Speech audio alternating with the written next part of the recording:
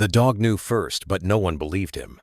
They told me it was just trauma, that my daughter's nightmares, her silence, her sudden illness, it was psychological, stress, grief, something she'd grow out of. But then came Shadow, a retired canine with tired eyes and scars no one wanted to talk about. He didn't bark, he didn't whine. He just stood at her door every night, watching, waiting, refusing to leave. The doctors had theories, but Shadow had something else, certainty. And one night, when he blocked my ex-wife at the door baring his teeth for the first time in months, everything unraveled. I didn't know who to trust, but he did. This is the story of the night everything changed, of instinct, betrayal, and the bond between a broken man, a voiceless child, and the dog who saw through it all. The kettle hadn't even finished hissing when Adam Carter realized something was off. It was one of those mornings that, by all accounts, should have felt normal, even peaceful. The kind of Wednesday where everything ran on autopilot. Scrambled eggs on the pan, cartoons murmuring from the living room, and his 4-year-old daughter Lily chattering to herself as she scattered alphabet magnets across the refrigerator door like confetti. The early light poured in through the cracked kitchen blinds, casting soft beams over the tile floor and turning Lily's honey blonde hair into a radiant halo. She was barefoot, wearing her favorite pink pajama set with the tiny yellow ducks, one of the sleeves halfway rolled up. Her small voice hummed the chorus of a song Adam didn't recognize. Probably something from that show with talking animals she loved. Everything from the clatter of her toy truck to the half-empty sippy cup on the counter was exactly as it should have been. Except for Shadow. The moment Adam turned from the sink, the hairs on his arms lifted not from cold, but from instinct. Shadow stood at the threshold of the kitchen like a statue carved out of tension.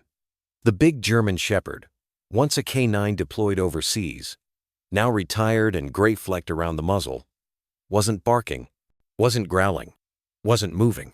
His body was frozen in a posture Adam knew far too well, rigid spine, locked gaze, ears stiff and tilted forward. No tail wag, no head tilt, just pure, absolute stillness. Adam blinked. Shadow, nothing. The dog's eyes weren't even on Adam. They were fixed on something or someone across the room. Adam followed that gaze like he'd once followed sniper scopes on rooftops. Slowly, without sudden movement, he shifted his eyes past the countertop, past the cereal bowl Lily had half finished, to the small wooden dining table. There sat Lily, her tiny socked feet swinging in rhythm beneath the booster seat. She had a plastic spoon in hand and a smeared smile of oatmeal around her mouth. Behind her, standing with one hand cradling a bowl of banana cinnamon oatmeal Lily's favorite, was Isabel, their live-in nanny. Isabel had been with them for almost 7 months now. Early 30s, quiet, kind or so Adam had believed.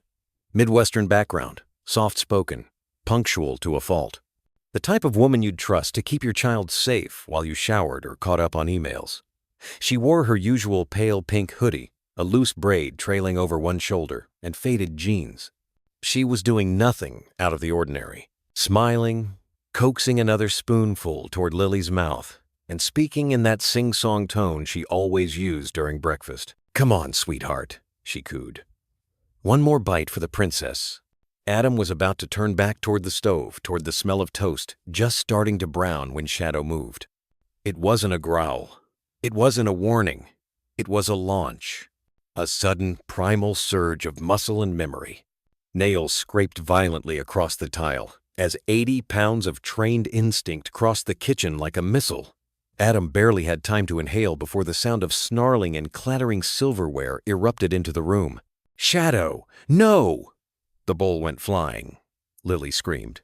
Isabel shrieked as Shadow clamped his jaws down, not wildly, not chaotically, but with terrifying precision on her forearm.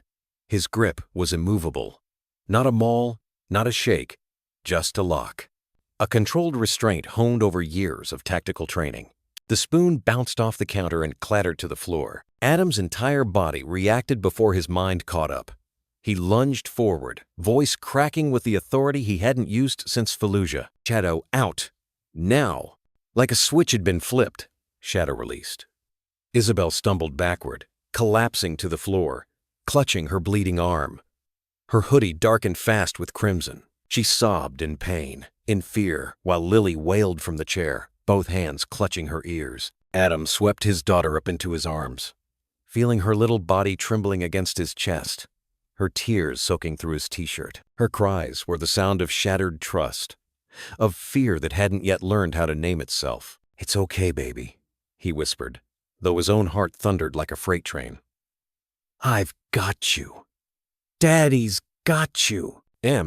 Shadow had backed away on his own, not retreating in shame or confusion, but taking a defensive position near the pantry door. His eyes hadn't left the spot where the spoon had fallen. His breathing was shallow but focused. Still no growl, just vigilance. Adam looked down. The spoon lay near the baseboard. Something was smeared along its curve, not oatmeal, not cinnamon, not banana. Something pink. Something that didn't belong. Sirens began to echo from Maple Drive. Somebody had called 911. Adam didn't move. Not yet.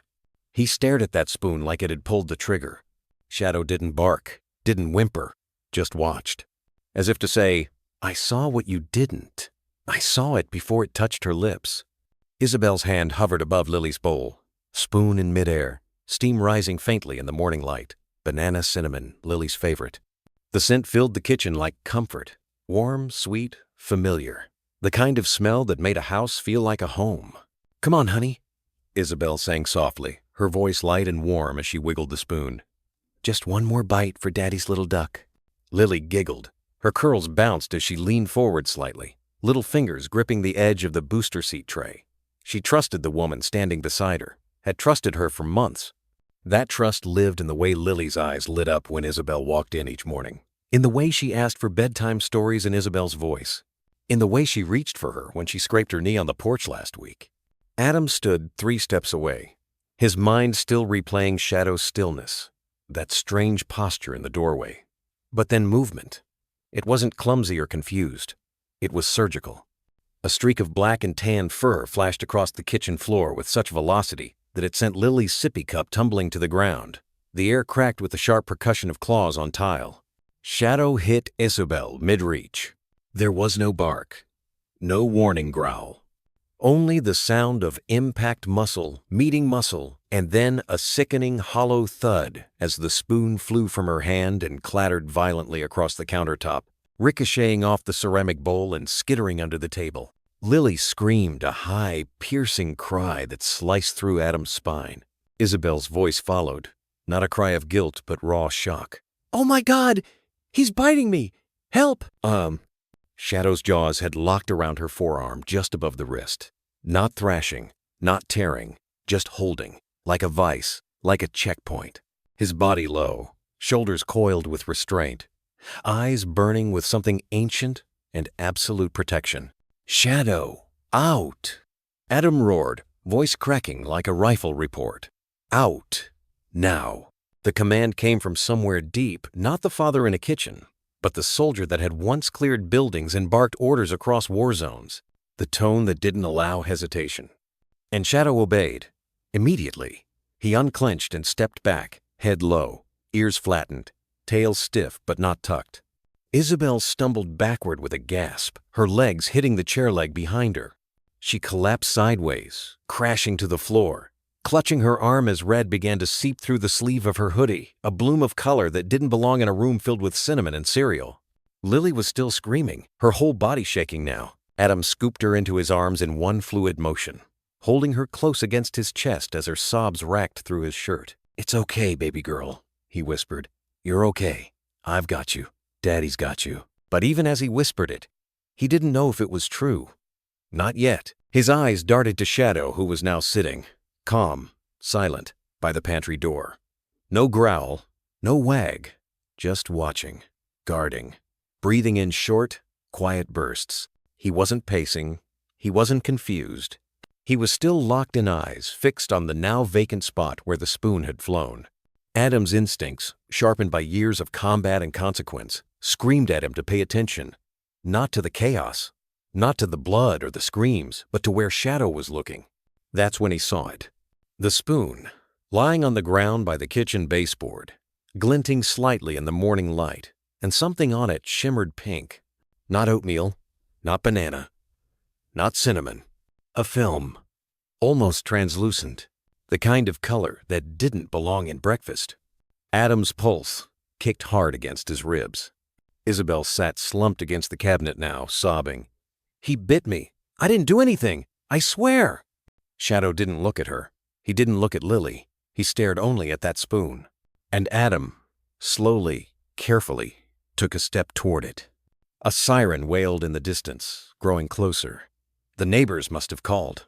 Of course they had. It wasn't every day a German shepherd launched across a kitchen and sank his teeth into the nanny. But the noise felt muted to Adam, like he was underwater, like the truth was floating just beneath the surface. He crouched down, still holding Lily, and grabbed a paper towel from the counter. Carefully, with practiced precision, he lifted the spoon. There was definitely something there, a thin smear, almost oily, faintly iridescent. He brought it closer to his nose and stopped. The smell, it didn't belong in food. It didn't belong anywhere near a child. Metallic, sharp, faintly sweet, a scent he hadn't smelled since his deployment, but one he'd never forgotten. Not in a million years. His gut turned to lead. "Jesus," he whispered. His eyes went to Shadow, and for a brief moment, man and dog simply stared at one another, not in fear, not in confusion, but in understanding. Shadow hadn't snapped. He hadn't gone rogue. He had reacted the only way he knew how, with a kind of clarity only instinct could offer. He'd seen the threat before Adam had. He'd felt it, and he had acted not to harm, but to protect, just as he always had. The sound of approaching sirens grew louder, swelling until it filled every crevice of the morning. Red and blue lights danced against the kitchen windows, flashing across the white cabinets, splashing over Shadow's dark coat as he sat motionless beside the door, breathing heavy but silent, like a soldier awaiting orders he knew would never come. The front door burst open with a rush of cold air and heavy boots. "Paramedics!" someone called out too loudly for the quiet home. Adam stepped into view, still holding Lily. Her face was buried in his shirt, cheeks streaked with tears, shoulders twitching with the aftershock of her screams. "She's okay," he said hoarsely. "She wasn't hurt. It's the nanny." Isabel was curled up near the base of the lower cabinets, cradling her arm like a broken wing, blood soaking through the gauze someone had hastily wrapped. Her voice cracked as she pointed. "That dog, he attacked me." One of the medics crouched to treat her wound. Another radioed in the situation, calm but clinical, words like containment, bite protocol, animal control en route. Shadow didn't move. Adam placed Lily gently on the couch, wrapping a blanket around her trembling shoulders. Her wide eyes followed every movement in the room, but her voice had gone silent again, just like when her mother left. He turned toward the table, toward the spoon still wrapped in the paper towel, now resting in a Ziploc bag on the counter. His heart pounded, slow and heavy, like the tick of a war drum. That smell still lingered, even beneath the metallic bite of antiseptic and fresh gauze. It was there, sweet, chemical, and completely raw. He stepped over to the bowl of oatmeal. Steam still curled from it in soft spirals. Banana, cinnamon, and something else. He bent low, cautious, and took in a breath through his nose, sharp and shallow. His stomach clenched. There it was again. Not strong, not obvious, but to someone who had spent nights sniffing for poison in the deserts of Kandahar, for sabotage hidden in food supplies meant for troops, it was unmistakable. Ethylene glycol, the signature sweetness, cloying, artificial, antifreeze, in layman's terms. He straightened, lips pressed into a thin line. "Adam?" A voice came from behind. It was Officer Meyer's local patrol. She was kind, level-headed. Her hand rested on the holster at her hip as she eyed Shadow. "We're going to need to take him in," she said gently. 10-day behavioral hold. Standard protocol. Adam turned, jaw tense. He didn't snap. He reacted. "I believe you," she said, lowering her voice. "But this goes to the board, not me. You know how it works." He looked at Shadow. The dog hadn't moved, still beside the pantry, still watching the bowl, still quiet. Adam gave a slow nod, chest tightening. Two officers moved forward with a leash and slipped lead. Shadow didn't resist. He simply stood, eyes catching Adam's for a second, not defiant, not afraid, just steady. Adam knelt down, hand brushing the fur just behind Shadow's ear. "You did good, boy," he whispered. "You did what you were trained to do." Shadow leaned in slightly, pressing his head to Adam's palm. Then he was gone, let out the front door like a criminal. No sirens, no fight, just silent footsteps and the sound of Lily softly crying into her blanket. Adam stood alone in the kitchen now. He looked at the bowl of oatmeal again, at the swirling steam. A silent assassin disguised as breakfast. He grabbed a second Ziploc, scooped a portion of the oatmeal into it, sealed it tightly, and slipped it into the inner pocket of his jacket. No one noticed. He pulled out his phone and hesitated for a second, fingers hovering above a contact he hadn't called in over 2 years. Dr. Elise Monroe, military vet, toxicologist, former task force medic, and one of the few people left on Earth who wouldn't dismiss his hunch as paranoia. He tapped the screen. 1 ring. 2. Then, "Adam?" Her voice was sharper than he remembered, worn but alert, like she hadn't missed a beat since Fallujah. "I need your eyes on something," he said without preamble. "Oatmeal, possibly laced. I'm not asking you to report it, just look." Quietly. There was a pause. "Elena?" she asked. "Or Lily?" "Lily." Another pause longer this time. "Where are you?" He gave her the coordinates. Not the address, the coordinates. Old habits. "I'll run a full tox panel," she said. "If it's what I think it is, I'll know within 24 hours. Do not share this with anyone." "Not yet." "Copy that," she replied. "And Adam?" He waited. "You were right to call me." He hung up. Outside, the engine of the animal control van roared to life. Inside, the steam still rose from the bowl like smoke from a gun. The parking lot behind the Granite County Animal Control Center was quiet, deceptively so. A strip of concrete surrounded by chain-link fencing, framed by trees that had long since surrendered their leaves. The morning sun hit everything at a sharp angle, casting long shadows like scars on the asphalt. The van door slammed shut behind Shadow, a hollow thud. Adam stood frozen, fists clenched at his sides, the cold air stinging the raw skin on his knuckles. He hadn't noticed how tightly he'd been gripping the leash until they took it from him. Now his hands were empty, trembling in a way that had nothing to do with the winter chill. "He's never bitten anyone," he said again, voice taut like piano wire. Officer Myers stood beside him, clipboard in hand, lips pressed into something between sympathy and protocol. She'd traded her kindness from earlier for the soft attachment that came with paperwork and public liability. "I know, Adam, but intent doesn't matter right now." He made contact, broke skin. "It's logged." It wasn't aggression. It was a controlled bite. Protective. "You saw the footage." Myers sighed. "I saw a dog break a woman's arm." Adam turned sharply. "He didn't break her arm. He bit to stop her, not to maim. That distinction matters to people like us." "To people like you, maybe," she said, softer this time. "But not to the review board. Behind the wire mesh, Shadow paced inside the containment cage built into the van.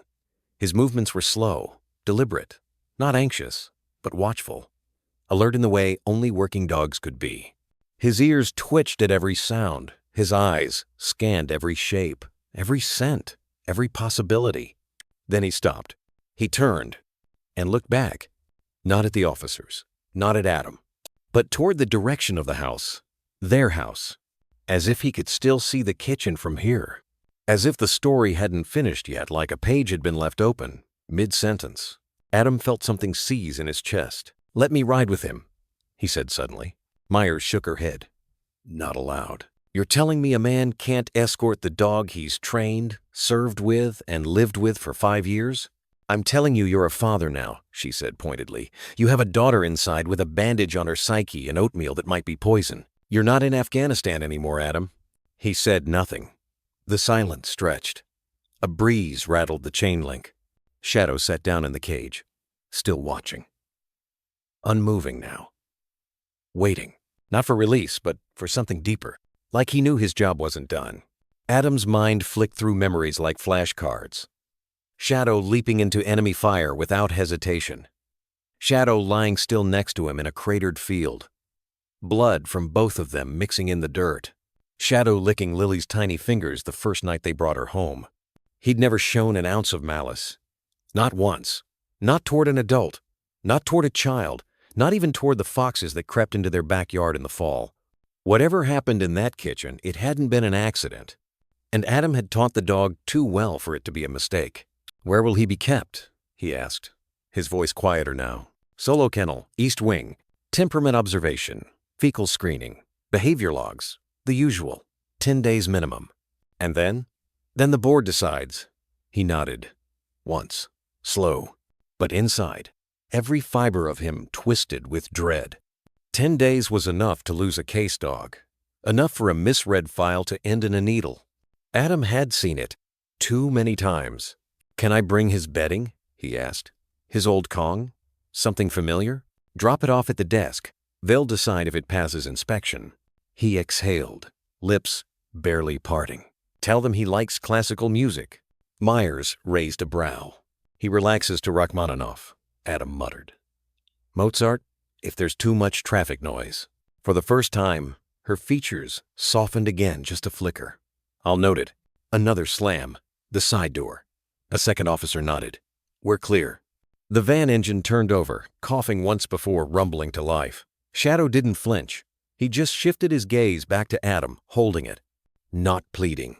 Not afraid. Just there, solid, grounded, and unbroken. Adam took a step forward before realizing there was nothing left to say. So he simply raised his hand, palm open, not goodbye, but "I see you." And Shadow, without moving his head, blinked once. Slow. As if returning the salute. Then the van pulled away, leaving behind a curl of exhaust and the faint smell of rubber on pavement.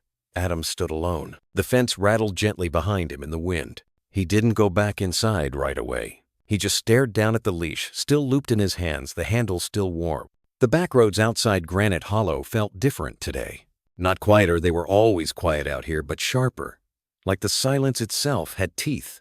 Adam's truck rumbled over gravel and packed earth, tires crunching like bone beneath the weight. Frost clung to the grass blades and naked branches. Even the sun, filtered through gray sky, looked brittle. The glass jar in his passenger seat glinted, faintly sealed. Chilled oatmeal inside. Banana. Cinnamon.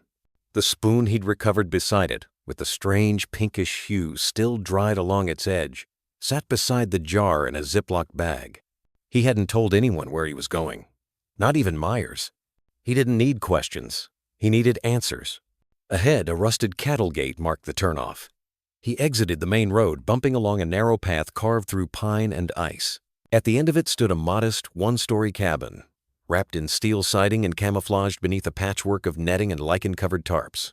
No signage, no mailbox. But Adam knew this place well. Dr. Elise Monroe hadn't worked for the government in nearly a decade. She'd walked away from Fort Detrick after a classified exposure incident left 2 of her team in comas and 1 with permanent neurological damage. After that, she swore off contracts and built her own lab in the woods, 1 part sanctuary, 1 part rebellion. He parked, turned the ignition off, let the quiet settle again. Then he grabbed the jar.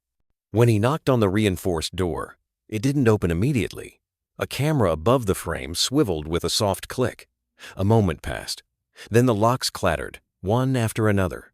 Elise answered in boots, flannel, and black nitrile gloves dusted in white powder. Her silver braid was tucked over one shoulder, eyes squinting in confusion until she saw his face and the jar. "Adam," she said, stepping aside. "Come in." The inside smelled of acetone, pine cleaner, and something faintly floral, like dried lavender buried under years of chemistry. Her lab took up most of the cabin. Metal tables, too many fridges, rows of labeled vials and sample trays. A single bed in the corner reminded him she barely left. He handed her the jar. "Elise, I need to know what's in that." Fast. She examined it without touching, then raised her brow.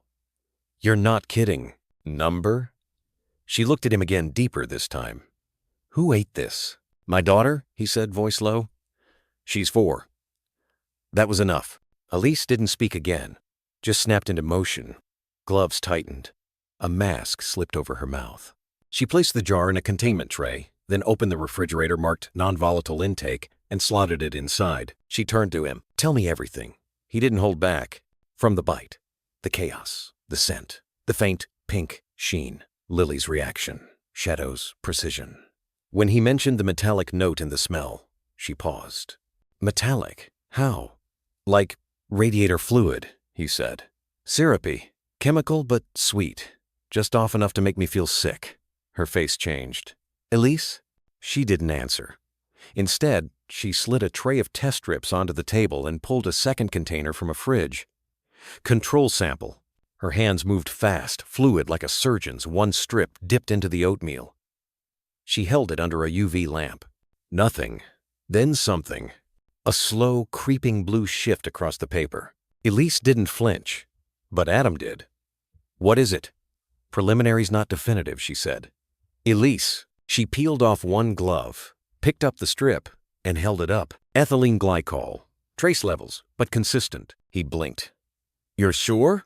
"I'd bet my license." His hands tightened around the edge of the table. "How much?" "Not a lethal dose. Not yet, but depending on weight and frequency." She trailed off.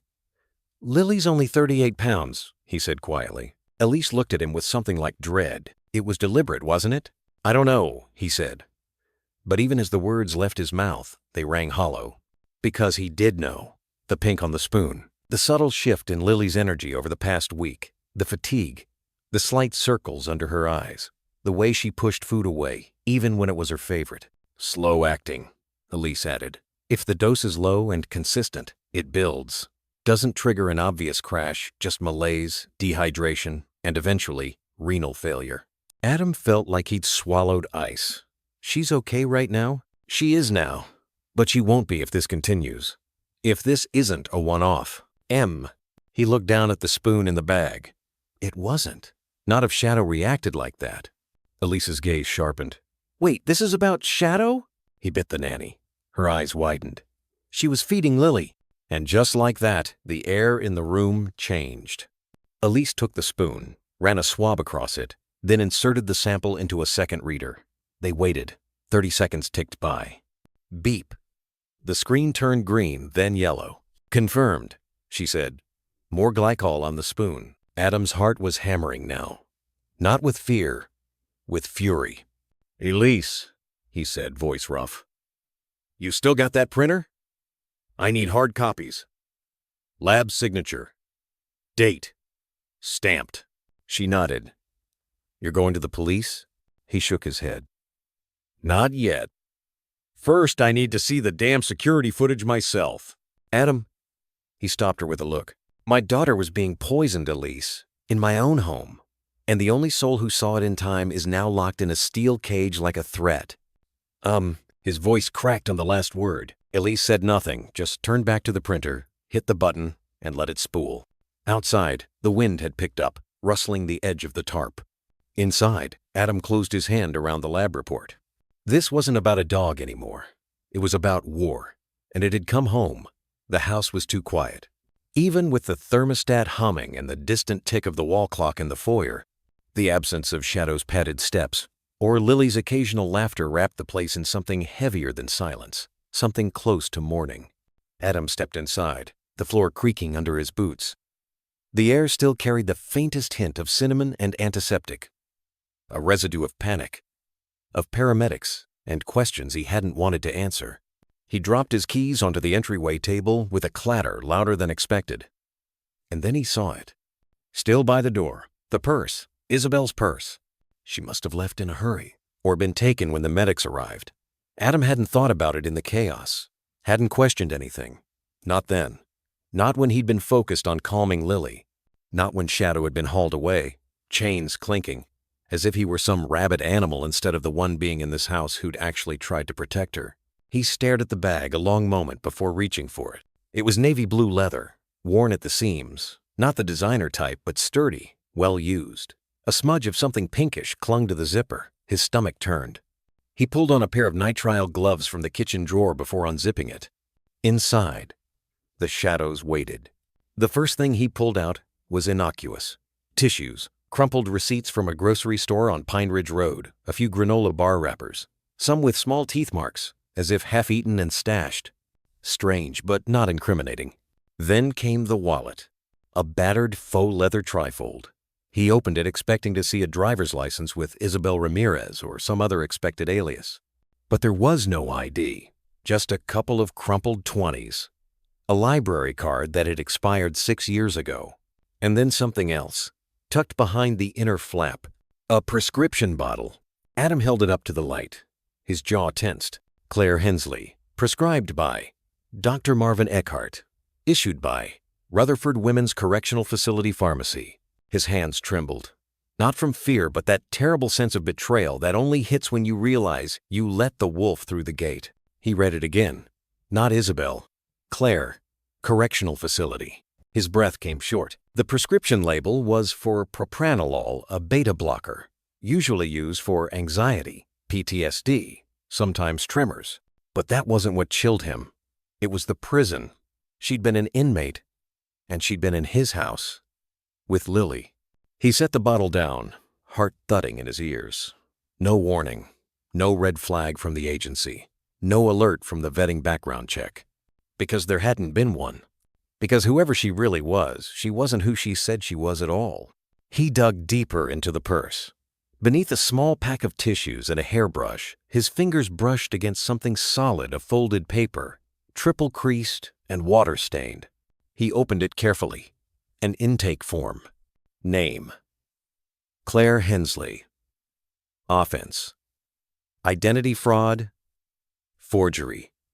Suspicion of endangering a minor. Charge dropped. Released. 14 months ago. Notes. Subject exhibits manipulative behavior. Highly intelligent. Recommended no unsupervised access to minors post-release. Adam's knees almost buckled. The paper trembled in his grip. A slow, bitter storm began to rise inside him. Lily had been sleeping down the hall from a convicted identity thief, one with a history involving children.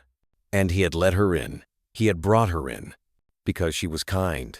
Because she was gentle with oatmeal and songs and soft hair clips. But none of that meant anything now. Now all he could see was the spoon, the strange pink shimmer. The way Shadow had lunged without hesitation, like a blade drawn in instinct, not rage. He clutched the form tighter, walked into the kitchen. Everything looked normal, too normal.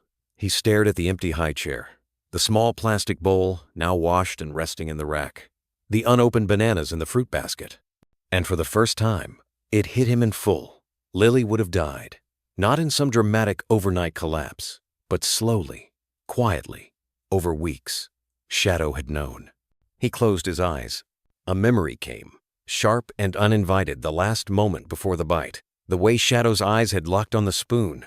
Not Isabel, not even Lily, just the spoon. As if every cell in his body had screamed, "There's death in that." And he'd acted. Not out of violence, but protection. And now Shadow was caged. Adam opened his eyes and reached for his phone. Not to call the police. Not yet. But to pull up the Nanny agency records. The ones he'd trusted far too easily. Username. Password. Log in. He searched Isabel Ramirez. No results. He tried Claire Hensley. Match found. And beneath it, flagged. Do not hire. His stomach flipped. The timestamp on the flag? 3 weeks ago. She'd been blacklisted, after already being in his home, after already preparing Lily's meals. They hadn't even told him. Adam's hand tightened around the phone until the screen dimmed. His other hand moved almost without thinking, lifting the spoon from its drying rack. Clean. Innocent looking. He stared at it, then lowered it into a separate evidence bag. Because now, he wasn't just a father. He was a man with a target, and the hunt had begun. The rain had started sometime after midnight, a steady, whispering downpour that tapped against the windows like a quiet warning. Adam sat hunched at the dining table, the only light coming from the dull blue glow of his laptop. His coffee had gone cold 2 hours ago, untouched. He hadn't moved in a while. On the screen in front of him were open browser tabs, criminal databases, state court dockets, news archives, obituaries. His search history was a forensic trail of obsession, of a man clawing at the edges of something terrible and half-seen. At first, the records came up dry. Claire Hensley wasn't exactly a name that lit up headlines. But the deeper he dug through archived mugshot logs and parole documents buried behind paywalls, the more she started to come into focus. There it was. Hensley, Claire Merritt, Arsharfingerling San, Itenjobajoshi Yi. Offenses: identity theft, felony child neglect, forgery, ex-served, Rutherford Women's Correctional.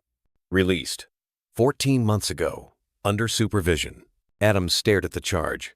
Felony child neglect. His jaw locked. The cursor blinked beside the text like it was daring him to ask more. He clicked into the PDF of her arrest affidavit. A girl, Emma, 3 years old, found alone in an apartment while Claire Hensley was seen hours away, attempting to purchase narcotics with forged prescriptions. The child had been dehydrated, curled up in a pile of laundry, a fever of 103. The report said survived. Just that word, survived. Like it had been luck. Not love. Not care. Not a mother's instinct. Adam scrolled farther. Attached to the document was a mugshot. Standard intake photo dated 4 years prior. The lighting was harsh, institutional. Her hair was darker, shorter, pulled into a frizzed ponytail. No makeup.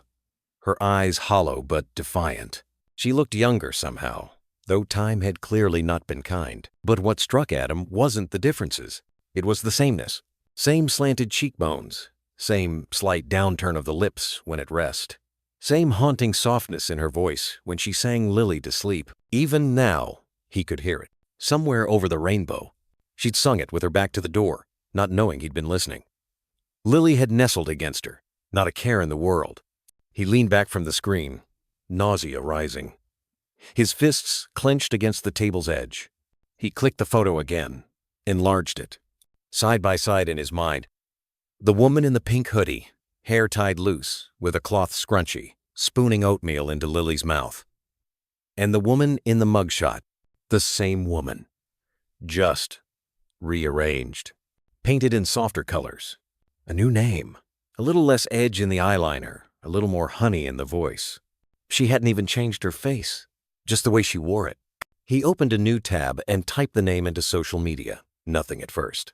But then, a comment thread buried in a small-town Facebook group caught his eye. Does anyone remember Claire Hensley? Saw her in the post office last week? Or someone who looked just like her? Didn't she lose custody of her kid? Yeah. Emma, I think? Back in 21? That woman shouldn't be around children. I thought she moved out of state. Adam stared at the screen, heart pounding. She hadn't moved. She'd infiltrated. He stood suddenly, the chair scraping against the tile. The whole house seemed colder now. He walked into the hall and paused at Lily's door. He didn't open it. He just stood there, hand hovering near the knob, listening to the sound of her small, steady breaths behind it. That fragile rhythm, the one Shadow had fought for, the one he might have died for. He remembered something strange then, a moment he'd dismissed weeks ago. He'd come home early from the hardware store. The house had been silent. But he'd heard murmuring from Lily's room. He thought Isabel no. Claire had been singing. But when he peeked through the half-open door, she wasn't holding Lily. She was holding a mirror, sitting on the floor, cradling it like a child, whispers he couldn't make out.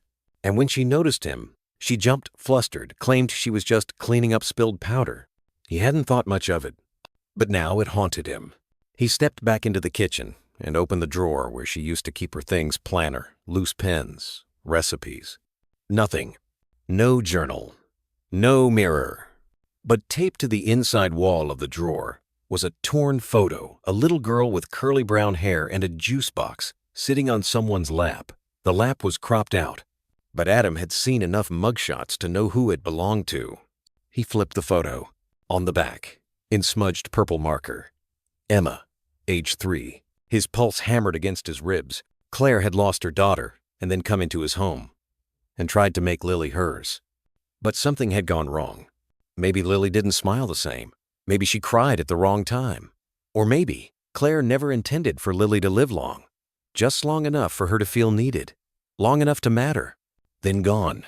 Like a closed chapter. Like the one Claire had written and buried years ago. Adam dropped into the chair, the photo still trembling in his hand. And in that moment, he made a decision. He couldn't go to the police. Not yet. Not until he had enough.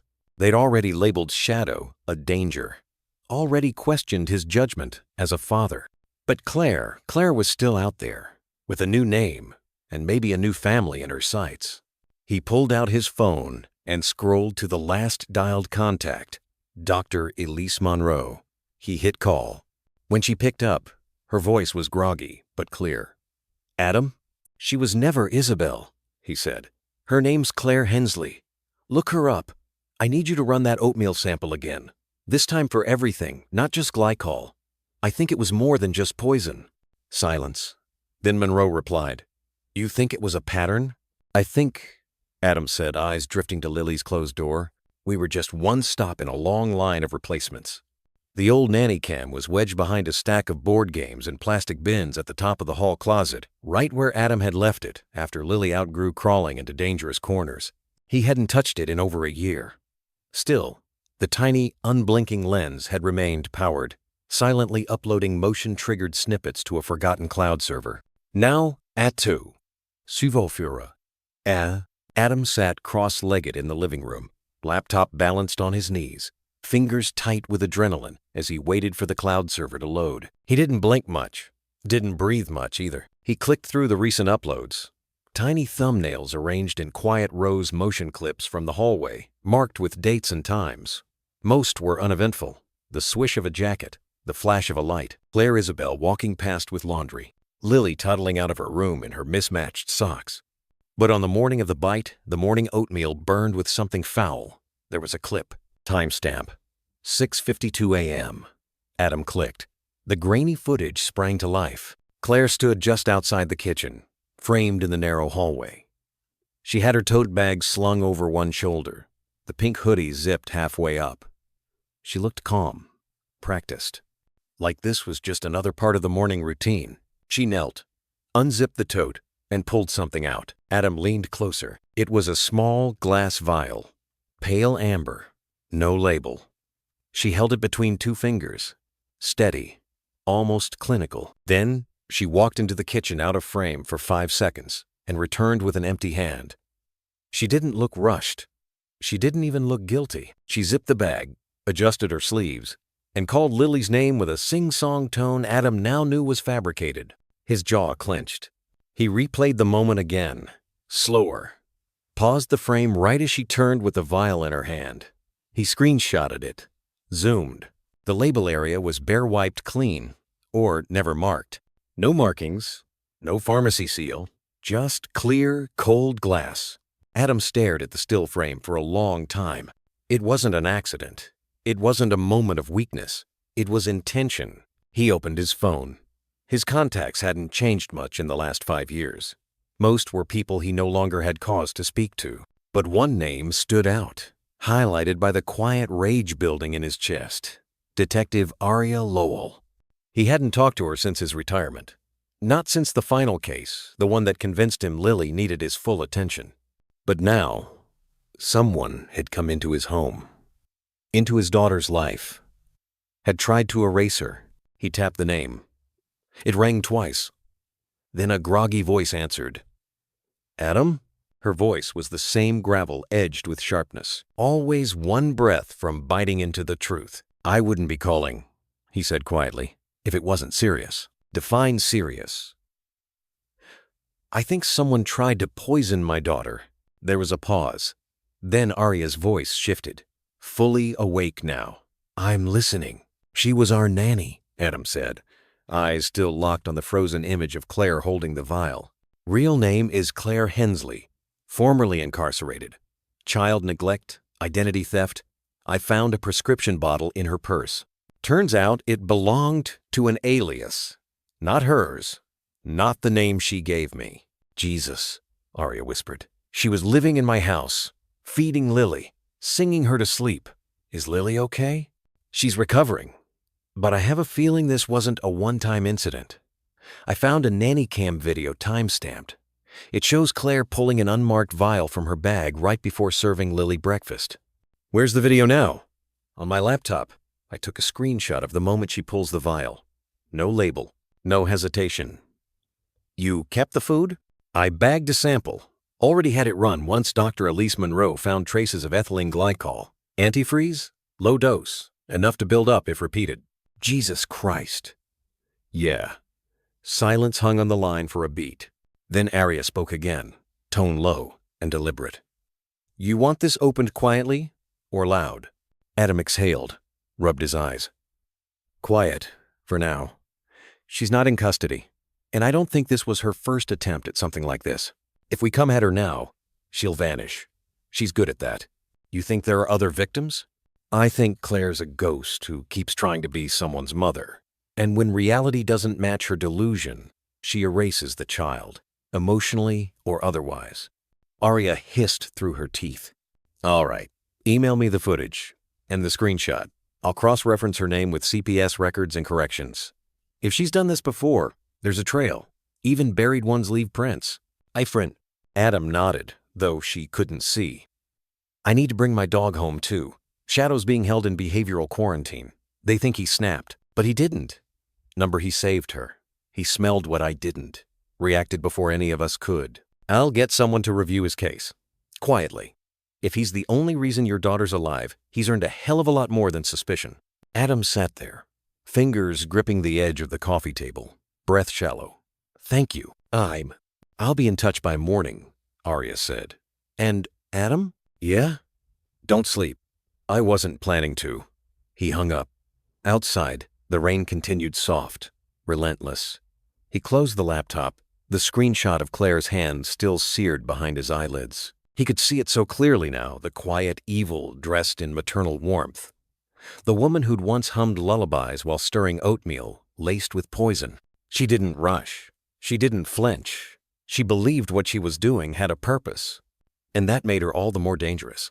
Adam parked across from the animal control facility, engine idling, windows fogging from the inside out. He hadn't intended to drive here. His hands had moved on instinct, as if some part of him still hoped that by simply showing up, they'd see reason. But hope had no jurisdiction here. Through the windshield, he could make out the concrete building. Square, cold, bureaucratic in posture. A place meant for rules and labels, not understanding. Not forgiveness. He stared down at his phone. Arya's text glowed against the screen. It's federal, Adam. Don't push too fast. Lab confirmation first. Chain of evidence. Motive. Pattern. The courts don't run on gut feelings. Below that, and keep in mind, accusing someone of poisoning a child is nuclear. It'll blow everything open. If we get this wrong, she vanishes. If we get it right, we need airtight proof. Adam had read the messages 5 times already, but the words didn't sting less. He slipped the phone into his coat pocket and stepped out into the cold. Inside, the walls buzzed with fluorescent hum and faint dog barks echoing down sterile hallways. At the front desk, a tired-looking clerk glanced up without real interest. I'm here about Shadow, Adam said quietly. The German Shepherd brought in yesterday. She tapped at her keyboard. Owner's name? Adam Thorne. A pause, then a frown. Shadow's under quarantine. Level 2. Bite case involving a minor. Behavior under observation. You're not permitted contact at this time. Adam's jaw tightened. That's my daughter, he protected. Be that as it may, she said, clearly reading from internal protocol. He's been labeled as unpredictable with children pending behavioral analysis. You'll be notified following the mandatory 10-day evaluation. Unpredictable, Adam repeated bitterly. He pulled her away from a poisoned breakfast. The woman blinked. I'm sorry, sir. I just worked the desk. He wanted to argue, to demand an exception. But that was the thing about systems like this. Once the checkbox was ticked, once the label was applied, truth became irrelevant. Only procedure mattered. So he signed the visitor denial form and walked back out into the cold. Again. Back home, the silence was louder than the traffic. Lily was asleep upstairs, her breathing finally steady again, still haunted, but healing. Adam moved through the kitchen like it was hostile terrain. Everything looked the same. The bowl from that morning had been tossed, the counter wiped down, but the air still felt tainted. He sat at the table, elbows resting on the wood. He should have seen it. The changes in Claire Hensley. The subtle avoidance when he asked about her past. The way she kept glancing at Shadow, never fully at ease around him. Shadow had known. The morning of the incident, He'd been pacing, alert. He'd sniffed the oatmeal, growled low, and Adam in his own fog of deadlines and doubt had told him to sit down. "She's fine. Go lie down." Adam swallowed hard. He hadn't just missed the signs. He had dismissed them. He had let normalcy blind him the comfort of routine, dulling his instincts. The same instincts Shadow had trusted without question. A soft knock on the front door broke the spiral. He opened it to find Arya standing there in jeans and a worn blazer, laptop bag slung over her shoulder. "I figured you'd be spiraling," she said simply. He stepped aside to let her in. "I brought the footage to a digital forensics tech I trust. He pulled metadata from the Nanny cam. It checks out. Timestamp matches what you said. Clear visibility of the vial." "Oh? Any match on Claire?" "She was released from Chatham Women's Facility 3 years ago, under supervised re-entry.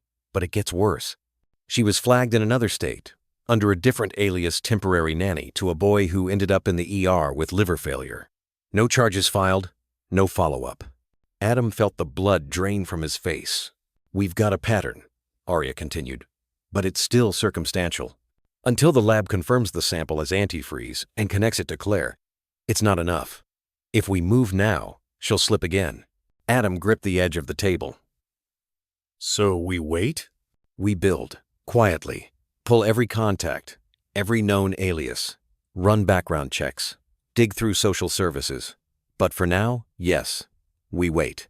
His eyes darkened. "Meanwhile, Shadow's caged, branded dangerous. And I told him to stop barking that morning. I told him to back off."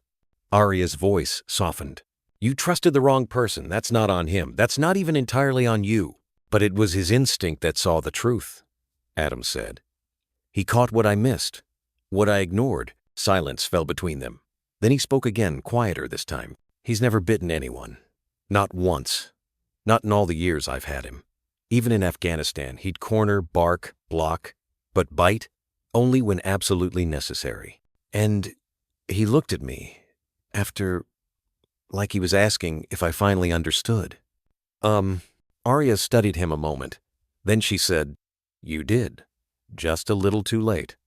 He nodded, eyes stinging. Outside, a car passed, its headlights casting long shadows across the kitchen floor, fractured bars of light. Adam looked toward the hallway where Shadow used to sleep. Empty. Still. Waiting.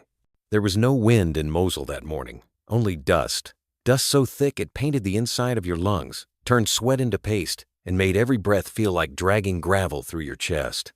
Adam remembered that detail with painful clarity, not the sound of gunfire or the hiss of the drone above, but the stillness, like the world had forgotten to breathe. They had just cleared Building 17. Concrete, hollow, laced with rebar and sandbags, a shell of a school long abandoned. Adam, part of the embedded forward ops team, had swept through the lower level. Shadow, his German Shepherd K9 partner, had taken point on the stairwell, nose low, ears sharp, muscles tense like a coiled spring. Then came the sound, not a siren, not a shout, just a shift in the air, a pause, and then impact. A drone strike doesn't explode the way Hollywood makes you think. It's not fireballs in slow motion. It's faster than breath, louder than God. And when the building gave way, it did so all at once. A vertical drop, as if gravity had suddenly remembered it had a job to do. Adam didn't even scream. There was no time. Only pressure. And darkness. He came to seconds or minutes later, hard to know, with his left leg pinned under a slab of concrete, mouth thick with blood and dirt. The air was hot, wrong, acrid with melting wires and scorched cloth. He couldn't move, could barely think, but he could hear something. A sound, soft at first. Claws, scraping, shadow. He wasn't barking, wasn't whining, just digging, methodical, desperate, driven by something primal and unteachable. Adam tried to call out, but his throat cracked dry. A cough instead, blood in it. The scratching stopped. Then a snout, covered in ash, pushing through a broken pocket of wall. Adam blinked. "You came back." Shadow licked at his forehead once, as if to say, "I never left." Then the dog was gone again, back to clearing rubble, widening the hole, dragging cloth and splinters away with his teeth. Minutes blurred. Heat rose. Sirens in the far distance. Voices distorted by radio static and burning insulation. The world narrowed to breath and pause. At one point, Shadow bit onto the tactical vest strap and pulled slow, unrelenting. Adam screamed as his leg twisted under the weight, but it didn't matter. They were going to die there if they waited. So he let himself be dragged. When the team finally reached them, following Shadow's echoing barks, Adam was halfway out of the debris, delirious, broken, but alive. He woke 2 days later at a field hospital. Leg wrapped in steel, lungs battered but functional. Shadow was lying under the cot head on his boots, eyes wide open. Hadn't left his side, not once. Now, sitting on his couch in a home that felt like it no longer belonged to him, Adam rubbed a hand over his face. The memory hadn't visited in over a year. He used to keep it locked away, categorized under too much pain to be useful. But tonight, it returned with sharp edges. Because Shadow didn't just save him. He saved everything that mattered after. He'd been more than a partner, more than a dog. Shadow had been breath when there was no air, action when Adam couldn't move, faith when reason gave up. And now that same instinct, the same relentless loyalty had protected Lily. Even when Adam hadn't. He got up, crossed the room, and opened the bottom drawer of the credenza where his deployment keepsakes were buried. Dusty coins, a folded flag, and a photo laminated at the edges, corners curled. The picture was from that night, hours after the rescue. Adam, sitting in a wheelchair, ribs taped, eyes bruised, but smiling like he couldn't stop. Shadow was beside him, tongue out, paw resting on Adam's knee like a silent oath. The caption on the back, written in thick black Sharpie, read, "If I breathe, he stays." Adam swallowed hard. He traced the dog's eyes with his thumb. They were the same eyes that had watched him that morning, in the kitchen, when Shadow had stood between Lily and a poisoned bowl of oatmeal. The same look. Don't you see it yet? He hadn't, then. But now the blindness had worn off, and in its place was a quiet fury, not just at Claire Hensley, or the system that now called Shadow unpredictable, but at himself. For forgetting what it meant to trust something with no agenda, for letting the world label instinct as aggression, for mistaking warning for misbehavior. He owed Shadow more than his life. He owed him belief. The shelter smelled like ammonia and forgotten rain. Adam paused at the front door, fingers stiff against the sign-in sheet. Animal Control Facility, Intake Wing B. The letters looked colder than they should have. It had only been 3 days since Shadow was taken, but it felt longer, like time had gone brittle, snapping at every silent hour. Lily spent recovering. Every sleepless minute Adam stared at the footage on repeat.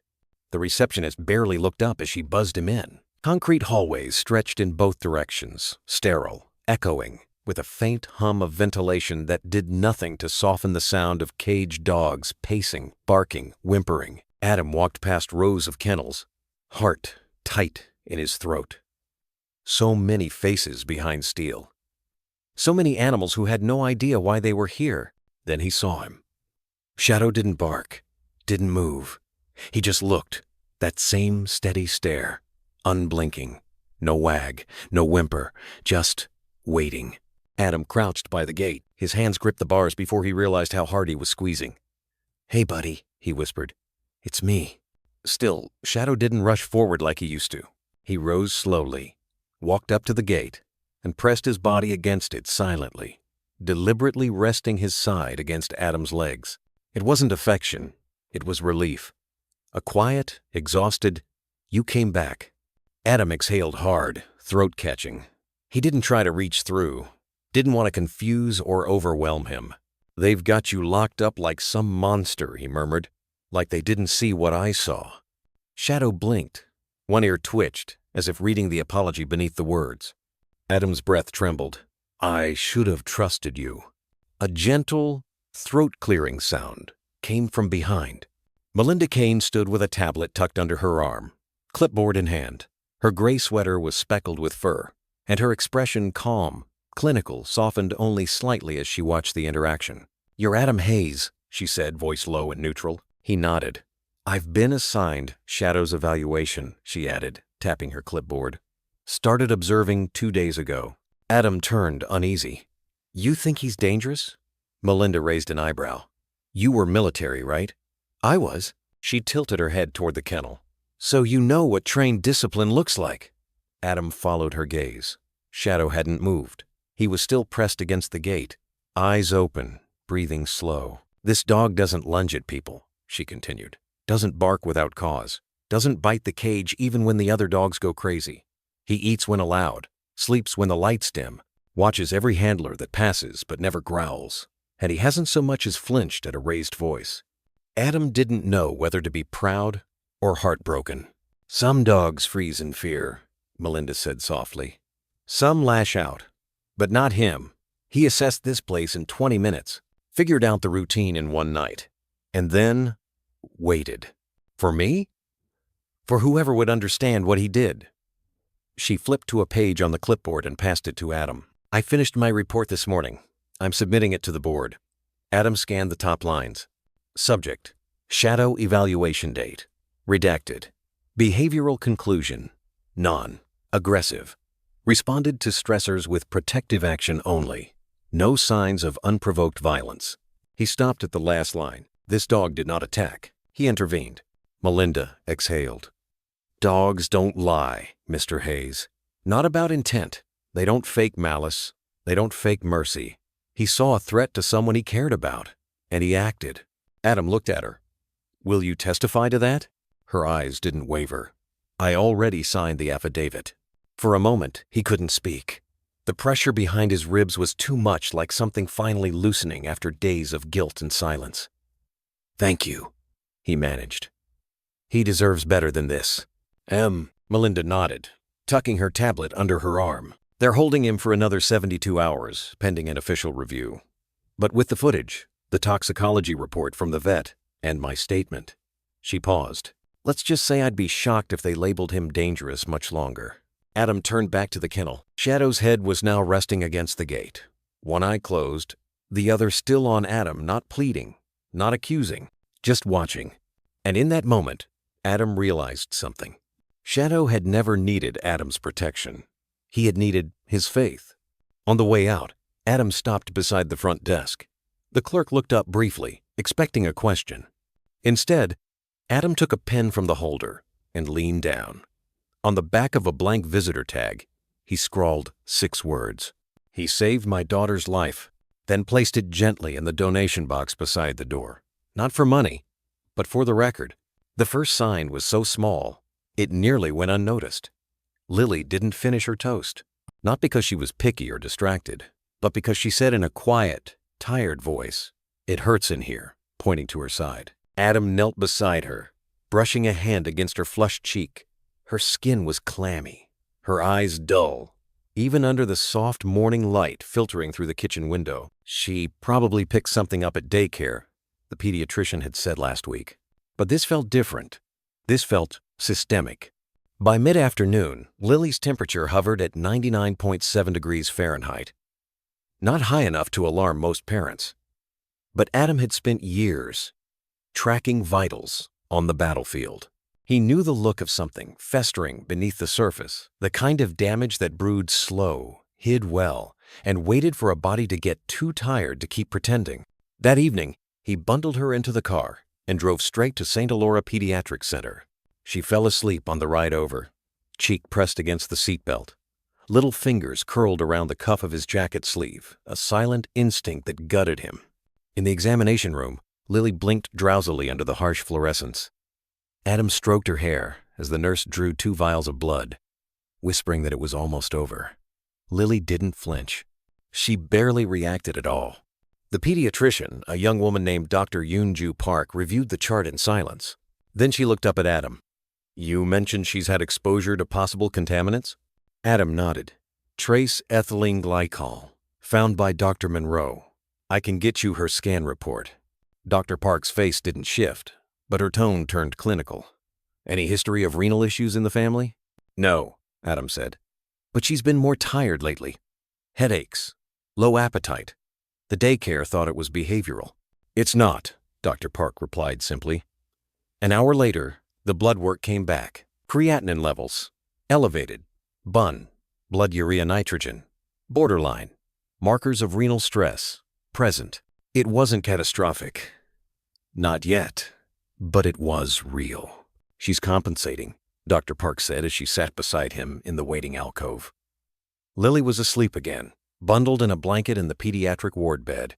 Her kidneys are fighting it off. But something's been slowly irritating the nephrons. Repeated exposure to a toxin likely chemical in nature. Adam's jaw clenched. How long? Hard to say. Days. Maybe a week. But kids bounce back fast if we catch it now. She looked him in the eye. You said ethylene glycol. That lines up. Not just said, Adam whispered. I saw it. Dr. Park logged the report.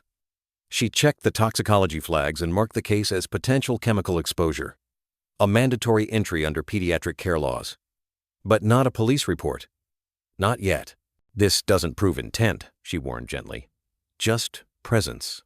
I know. Adam stood beside the bed. Lily stirred faintly under the covers, fingers twitching as if chasing something in a dream. He felt the tight coil in his chest harden again. The footage showed Claire stirring something into Lily's oatmeal.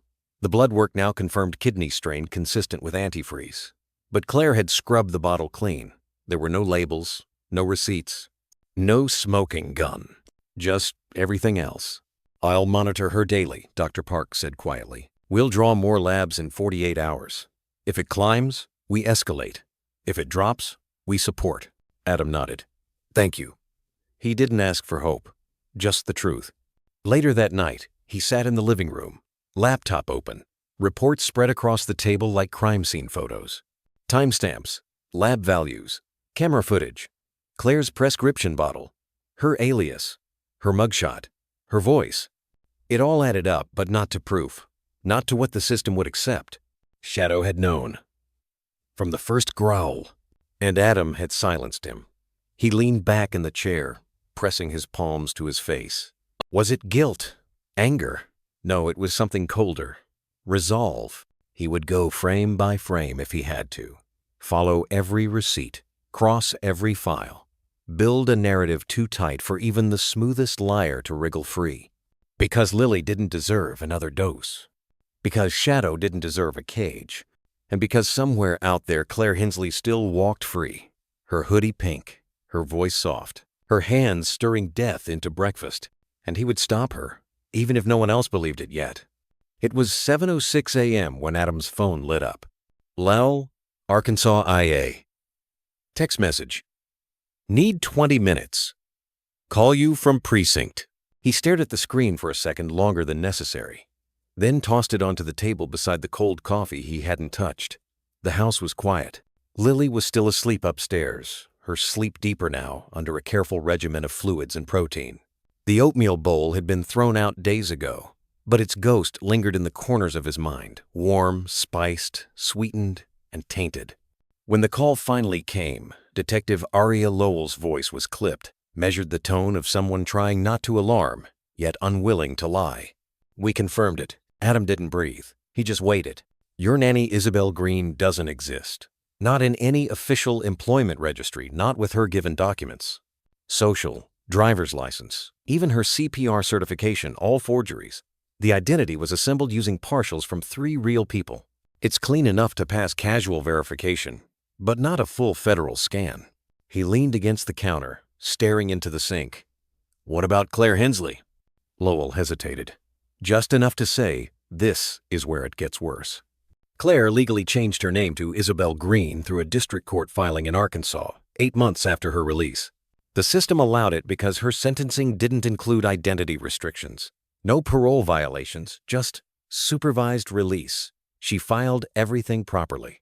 New name, new state, new start. Adam's hand curled into a fist around the edge of the counter. She used an agency, he muttered. Out of state. Yeah, one based in Oklahoma. We reached out to the director. Turns out the agency shut down 6 months ago. No licensing, no database maintenance, just freelance placements. The vetting was outsourced.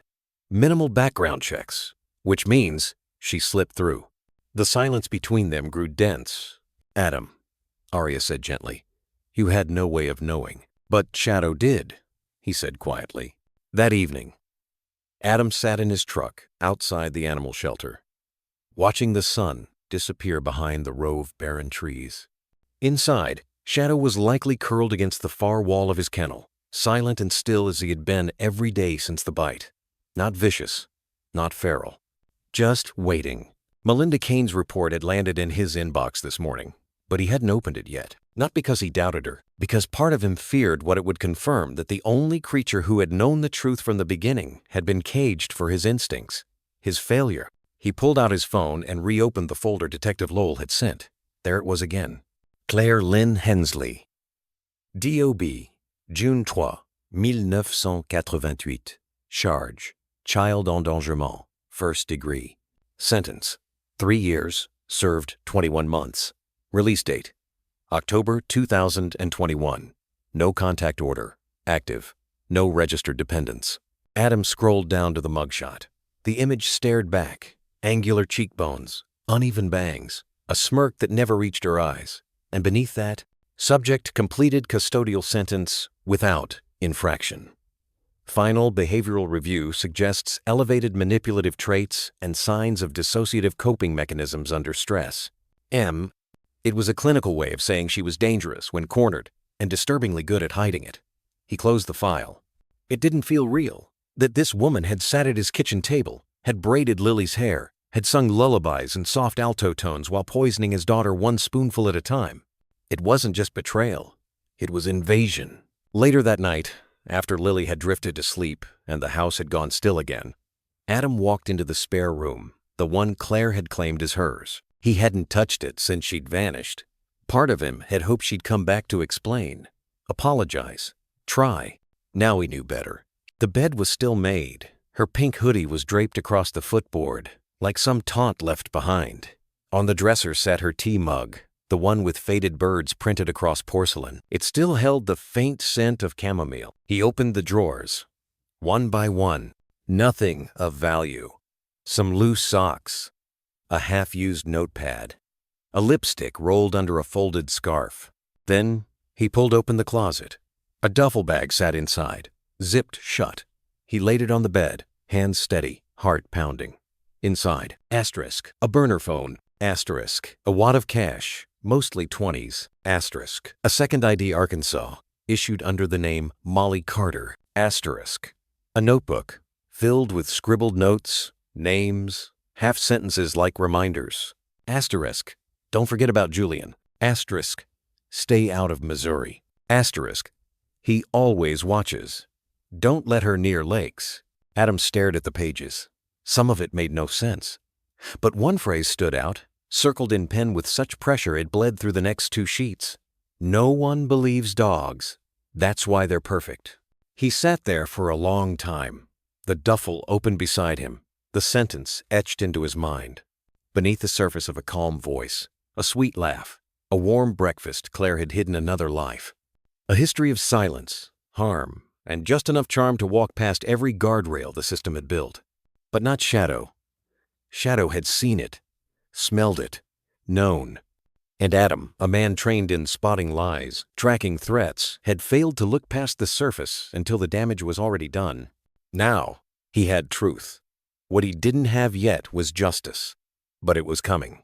The morning was gray, like the inside of a shut eye. Adam walked down the gravel drive with a mug in one hand, coffee gone cold before he remembered to sip it. The wind carried the chill of a season about to change, not quite fall, not quite summer. The air felt undecided, and so did he. Shadow's absence echoed like a missing heartbeat in the rhythm of the morning. No click of nails against the tile. No weight pressing into his thigh at the porch. Just a silence that made his own breath sound too loud. He pulled open the rusting mailbox without thinking, expecting bills or junk flyers. Instead, there was one envelope inside off-white, slightly heavier than standard, sealed with a strip of clear tape. No return address. No stamp. His name wasn't even written, just typed, centered in a clean black serif font on the front. Adam Whitaker. He paused, suddenly aware of how quiet the world had become. No car engines, no bird song. Even the wind had stilled. Adam looked around. Empty drive. No footprints in the soft earth near the mailbox. Whoever had left it had been careful, intentional. He brought it inside. At the kitchen table, he slid a butter knife under the tape and eased it open. Inside was a single sheet of paper. White, standard printer stock. Folded once. He unfolded it slowly. She was never supposed to stay this long. Look inside the purse. That was all it said. New name. New sign-off. New date. The text was centered, typed cleanly in the same serif font as the envelope. His mind raced not forward, but backward. Back to the voice that had reassured Lily on stormy nights. Back to the way Claire always carried that pale blue purse over her shoulder even inside the house, even when she had no reason to. He had dismissed it as habit. Now it clawed back like an overlooked warning. Without bothering to finish his coffee, Adam pushed away from the table and crossed the house in long strides. Claire's room, still untouched, still frozen in the moment she had walked out, smelled faintly of her perfume and something sweeter, artificial. He pulled open the closet. There it was. The purse, blue faux leather, zippered shut. His fingers hovered over it. Who sent the note? How did they know what Claire had done? How long had they been watching? But he didn't have time for fear. He had a daughter recovering from toxins, a dog locked up for protecting her, and a lie that had taken root under his own roof. He unzipped the purse. At first glance, it looked like any woman's carry-all. Wallet, lip balm, loose coins, a grocery receipt from the corner store, a pack of gum. But then, tucked inside the side compartment, was something flat and wrapped in wax paper, taped shut. Adam peeled it open. A vial. Glass. Small. Half-filled. With a clear, viscous liquid. No label. No markings. But his stomach turned the moment he saw it. Recognition in his bones, not his mind. The same shape. The same opacity. It matched the one he'd seen Claire pour into Lily's oatmeal on the nanny cam footage. He swallowed hard, hand tightening around the wax paper. Underneath the vial was a folded photograph. A woman's face. Early 40s. Hair cut short, chin length. Brown eyes. Tired. No makeup. A booking photo. The name written in faded ink on the back. Elena Trowbridge, die 2017. Ward 3B. The ward number meant nothing to Adam, but the year did 2017. The same year Claire had first been institutionalized before her charges were filed. He remembered reading it in the file Lowell sent. So who was Elena? Another victim? Another roommate? He stared at the photo until the edges blurred. Then something clicked. He reached for the purse again, the other side pocket. Inside, wedged deep between lining and leather, was another folded sheet. More notes. Typed again. You weren't the first house. She's done this before. Last time, the child didn't survive. She never talks about Elena. You won't find her name in court files. The records were sealed. But Ward 3B kept copies. She visited that room every week until discharge. The vial is just a catalyst. What she wants is slower, quieter, something she can fix later, or say she tried. There was a final line, separated by a gap. Claire has a plan, and Lily wasn't part of it until you were. Adam let the paper fall from his hands. It wasn't just guilt now. It was dread. He looked around the quiet kitchen and felt suddenly watched, exposed. A father caught in a web spun long before he even knew to look. He had thought this was about a lie, but it was bigger, older, patterned. And someone out there, maybe someone once close to Claire, maybe someone complicit wanted it stopped. He placed the vial gently inside a glass container and locked it in a kitchen drawer. Then, without hesitation, he called Detective Lowell. I got a letter, he said. It says she's done this before. The hum of Adam's computer filled the quiet study, a dull, mechanical heartbeat against the silence of the house. It was just past midnight, but sleep felt like a stranger. His mind wouldn't rest, not with the vial locked away in a drawer, not with the letter still on the kitchen table like a ghost refusing to vanish. The note haunted him in its simplicity. She was never supposed to stay this long. Look inside the purse. But it was that final line, Lily wasn't part of it until you were, that wouldn't let him breathe. He clicked through the camera files again. The hallway footage from 3 mornings ago had been damning Claire pouring the clear liquid into Lily's oatmeal. A motion-captured moment of quiet malice. But it still left questions. Was it the first time? Was it the only time? Adam wasn't looking for more answers anymore.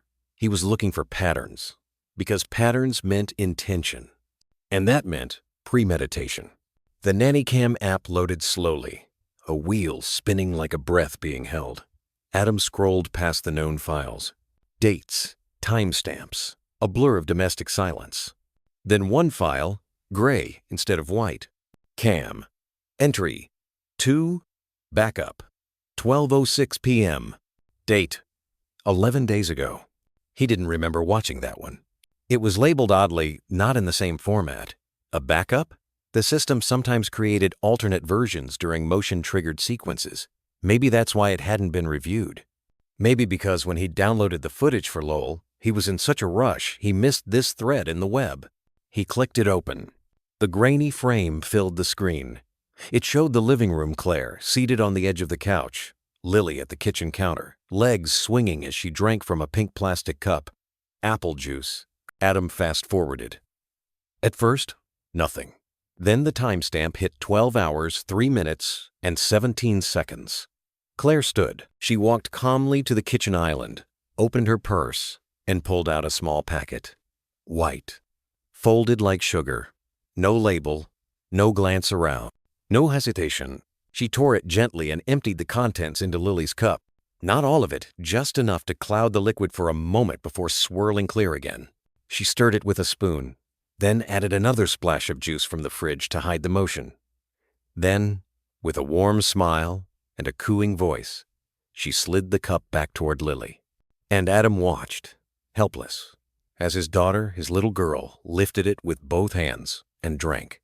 He felt his stomach fold in on itself. He pressed pause. The image froze. Claire standing just behind Lily, her smile soft, her hand still on the counter. It was 12:06 p.m., and Adam had been home. He remembered the moment now, cruel in its clarity.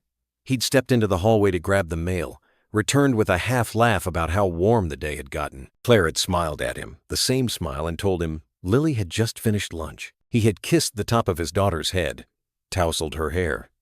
He had thanked Claire. He'd been standing there. He'd been right there, and he hadn't seen it. But Shadow had. The thought struck like a blade to the chest. Shadow had been under the table that day, resting his chin on his paws, eyes tracking everything. Adam remembered that, too, how the dog hadn't moved, but his ears had twitched. How he'd gone stiff the moment Claire got near Lily's drink.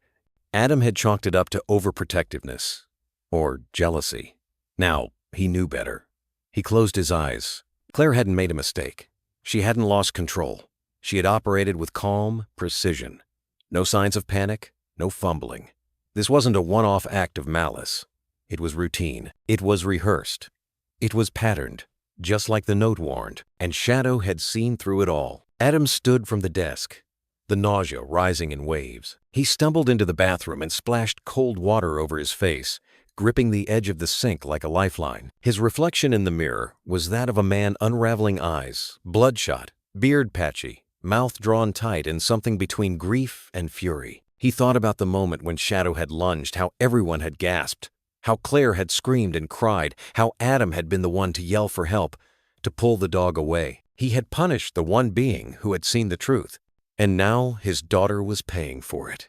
He returned to the computer, saved the file to an external drive, then again to the cloud. Triple backups, no more missed steps. He called Detective Lowell. She picked up on the second ring, her voice low, guarded. "Adam?" "I have another file," he said. "You need to see it. It's worse." A beat of silence. Then, "I'll be there in 20. He hung up. Then he sat down at the foot of Lily's bed, where she slept in a warm cocoon of pink blankets and quiet breathing. He didn't touch her, just watched. Her chest rising gently, her mouth slightly open, her innocence, unaware of the poison that had slowly crept into her body, into their home. He whispered like a prayer. "I'm so sorry," Shadow had tried to tell him. And now, the only thing left to do was listen, before it was too late. The morning sun rose pale behind a veil of low fog, casting long, broken shadows across the backyard fence.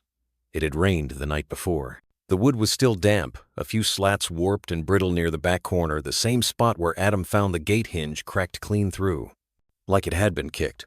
He stood there, hands shoved into his jacket pockets, eyes locked on the damage. The metal screws hung loose, twisted out like teeth yanked mid-root. No paw prints, no tire tracks. Just mud. And silence. Claire was gone. It had happened sometime between dusk and dawn. Detective Lowell's voice on the phone an hour earlier still rang in his ears. She didn't show up to her temp job. Her phone's off. No credit card activity. DMV hits cold. We're issuing a multi-state BOLO. Gone. Vanished. As if the earth had swallowed her whole. Adam turned and looked up toward the house. A new security camera was mounted above the back door, its tiny lens blinking red. Another one covered the front porch. Motion-activated lights had been installed over the garage, and the baby monitor in Lily's room had been upgraded to a real-time video feed with encrypted cloud storage. Every corner, every angle. There would be no more blind spots. Not again. Inside, Lily was still sleeping. The doctor had her on anti-nausea meds and a mild anti-inflammatory to help with the kidney inflammation. It was early, and Adam didn't want to wake her unless he had to. But every so often, he stepped into the hallway just to listen, to make sure she was breathing, that the soft rhythm hadn't changed. He wasn't paranoid. He was awake now.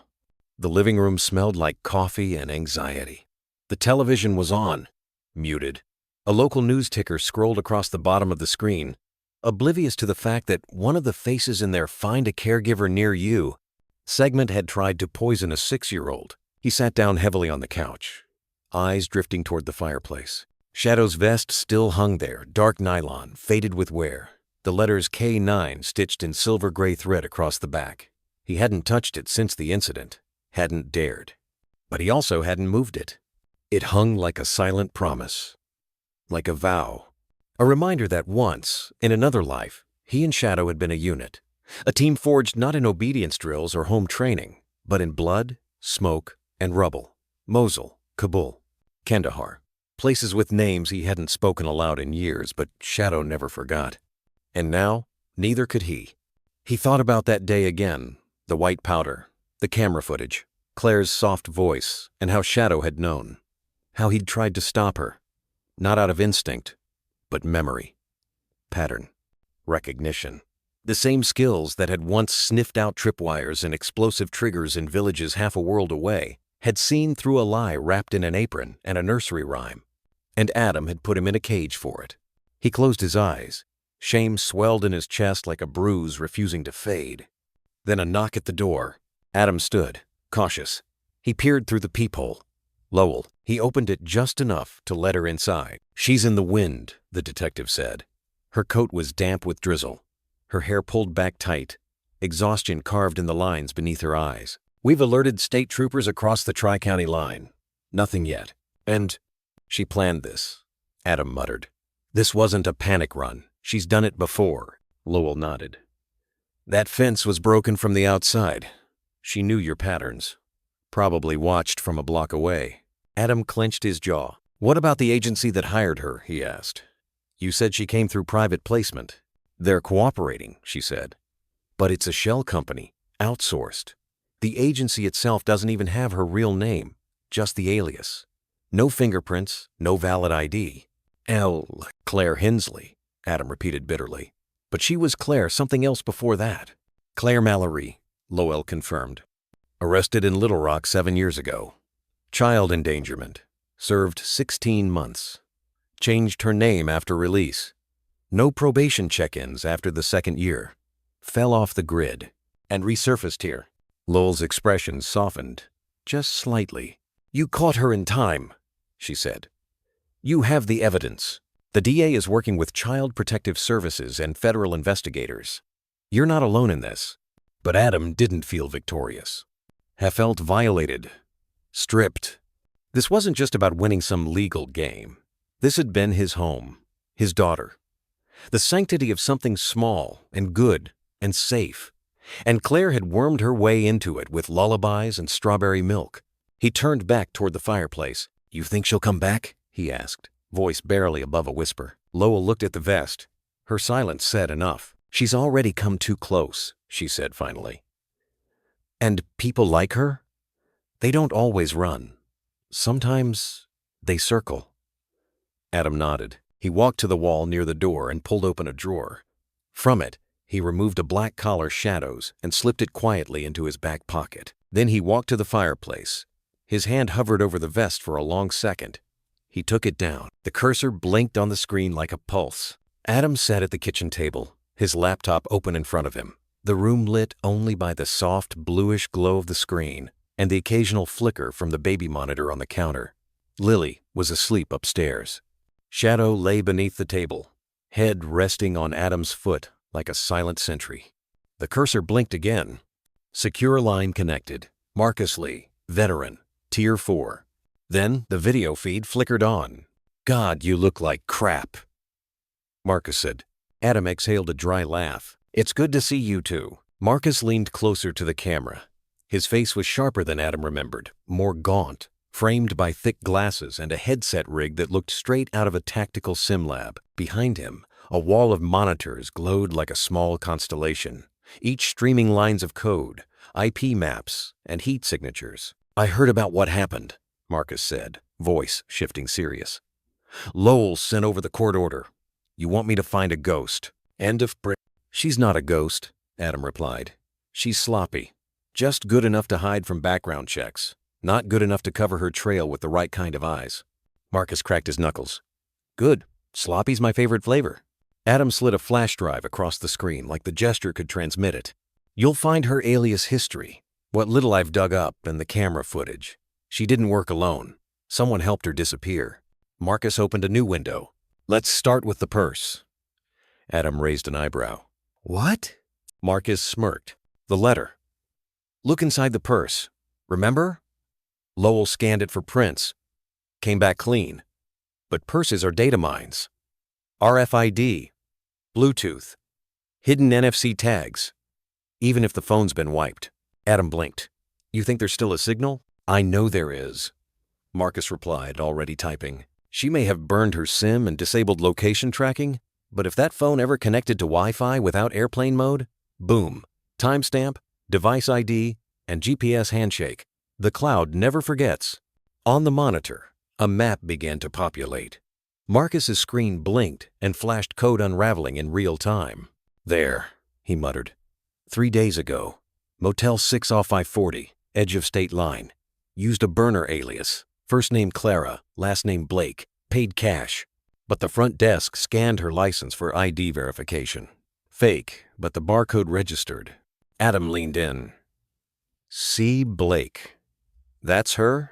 Marcus nodded slowly. "Same purse ID. Same device pinged the router.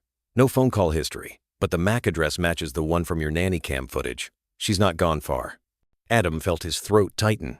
"Room 118, Marcus continued. "Window faces the back lot. No cameras on the rear entrance, but she's still checked in as of this morning." He paused. "You want me to notify the police?" Adam hesitated. Every instinct screamed yes. "Turn it over. Let the law handle it." But another voice, colder, deeper, buried under sand and combat and guilt, whispered no. "Not yet. She nearly killed my daughter," Adam said. "And she'll vanish again unless we move fast. She'll vanish anyway if you spook her," Marcus warned. "This isn't Iraq. No drones. No perimeter lockdown. You go in too hard, she'll be gone before sunrise." I'm not kicking in the door," Adam muttered. "Not unless I have to." Shadow lifted his head at that. As if he understood, Marcus sat back, arms crossed. "You want me to keep eyes on the place?" "Can you?" A smile tugged at Marcus's mouth. "You asking me if I can spy on a cheap motel? Brother, I make NSA interns look like script kiddies." "Keep the feed quiet," Adam said. "Just let me know if she leaves. I want to be the first call, not the second." Marcus nodded. "You got it." He glanced at the screen again, then frowned. "Wait." Adam tensed. "What?" "She's using the same email address to apply for nanny jobs in other towns. Fresh aliases. But the resumes? Copy-pasted down to the word count. Claire Hensley isn't just hiding. She's restarting." Adam felt sick. "She's setting up her next job. Maybe already has." A pause. "Marcus," Adam said slowly, "can you do something else for me? Name it. If something happens to me, if I don't check in within 48 hours, send everything. The footage, the ID scans, the GPS logs. Dump it to Lowell. DHS. Hell, even CNN. Blow it wide open. Marcus stared into the screen. Don't talk like that, man. I'm not planning to die, Adam said. But I am planning to stop her. Silence. Then Marcus gave a slow, reluctant nod. You always were the one who walked into fire. Adam looked down at Shadow. No, he whispered. Not always alone. The call ended. Outside, the wind had picked up. Trees creaked. A gust of rain slapped against the windows. Adam walked to the mudroom and opened the closet. Shadow followed him, tail low, eyes sharp. Adam knelt and pulled out the tactical vest. The K9 unit patch was faded now, but the weight of it still felt the same. He strapped it on slowly, gently, like sealing a part of his soul back into place. Shadow didn't resist, didn't flinch. He stood tall, steady, ready. Somewhere out there, Claire Blake or Hensley or Mallory or whoever she really was had already started her next chapter. But this chapter was theirs. And it wasn't over yet. The manila envelope was thicker than expected. Adam slid it open with a knife, careful not to crease the edges. The pages inside had that texture of institutional paper, slightly coarse, medical grade. At the top, State of Arkansas, Department of Correctional Health Services. He was alone in the den. Rain whispered against the windows, the kind that barely made a sound but blurred the world outside just enough to feel distant. Shadow lay nearby, watching him, ears tilted forward like he could sense what Adam was about to uncover wasn't meant to stay buried. The first page was clinical. Name, Claire Elaine Hensley. D.O.B. The 3rd of July, 1988. Evaluation date, the 17th of February, 2014. Evaluator, Dr. Nadine Lasker, Forensic Psychiatry Division. Adam scanned the contents, then reread them, then slowed down. A weight forming at the base of his ribs. Subject demonstrates high-functioning verbal acuity, charm, and manipulation skills typical of narcissistic personality presentation. Displays profound detachment from cause-effect empathy, particularly toward children. During multiple sessions, the subject referred to maternal expectations as a burden unfairly imposed, describing infants as energy thieves and motherhood as an erosion of identity. Adam stopped, swallowed. A sticky heat crawled up the back of his neck. He turned the page. There was more. Notably, subject repeatedly distanced herself from the death of her 2-year-old stepdaughter, referring to the incident as the child's own fault. When pressed, she became defensive and evasive. She exhibits no remorse and views disciplinary actions as a violation of her autonomy rather than a consequence of harm caused. He sat back, the chair creaking beneath him. The child's own fault. Those words didn't just register, they clanged, like a metal object dropped down a well.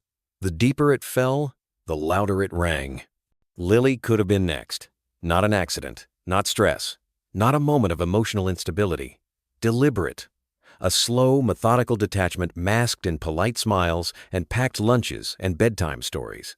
He reached for the next page. Risk Assessment, 2014 Release Hearing. It is the opinion of this board that Miss Hensley presents a moderate to high risk for recidivism in environments involving young children. She does not exhibit self-awareness of the emotional and psychological dangers she poses and continues to rationalize past behavior as circumstantial. Given this, it is strongly recommended she never be employed in domestic childcare settings again.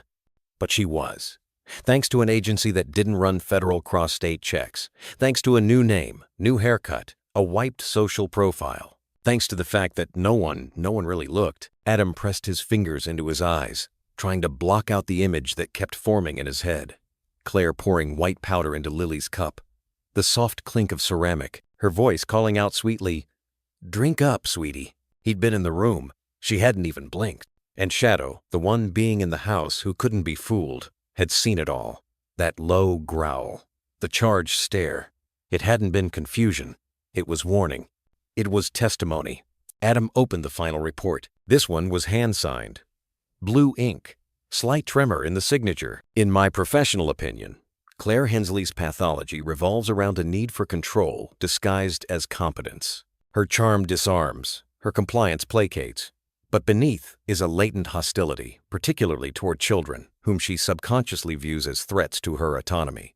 It is not the child she wants to harm. It is what they represent: need, dependence, disruption. The closer a child becomes emotionally, the more she projects her own unresolved identity fractures onto them. Dr. Nadine Lasker, Ph.D., ABPN. Adam folded the report shut like it might spill more poison if left open.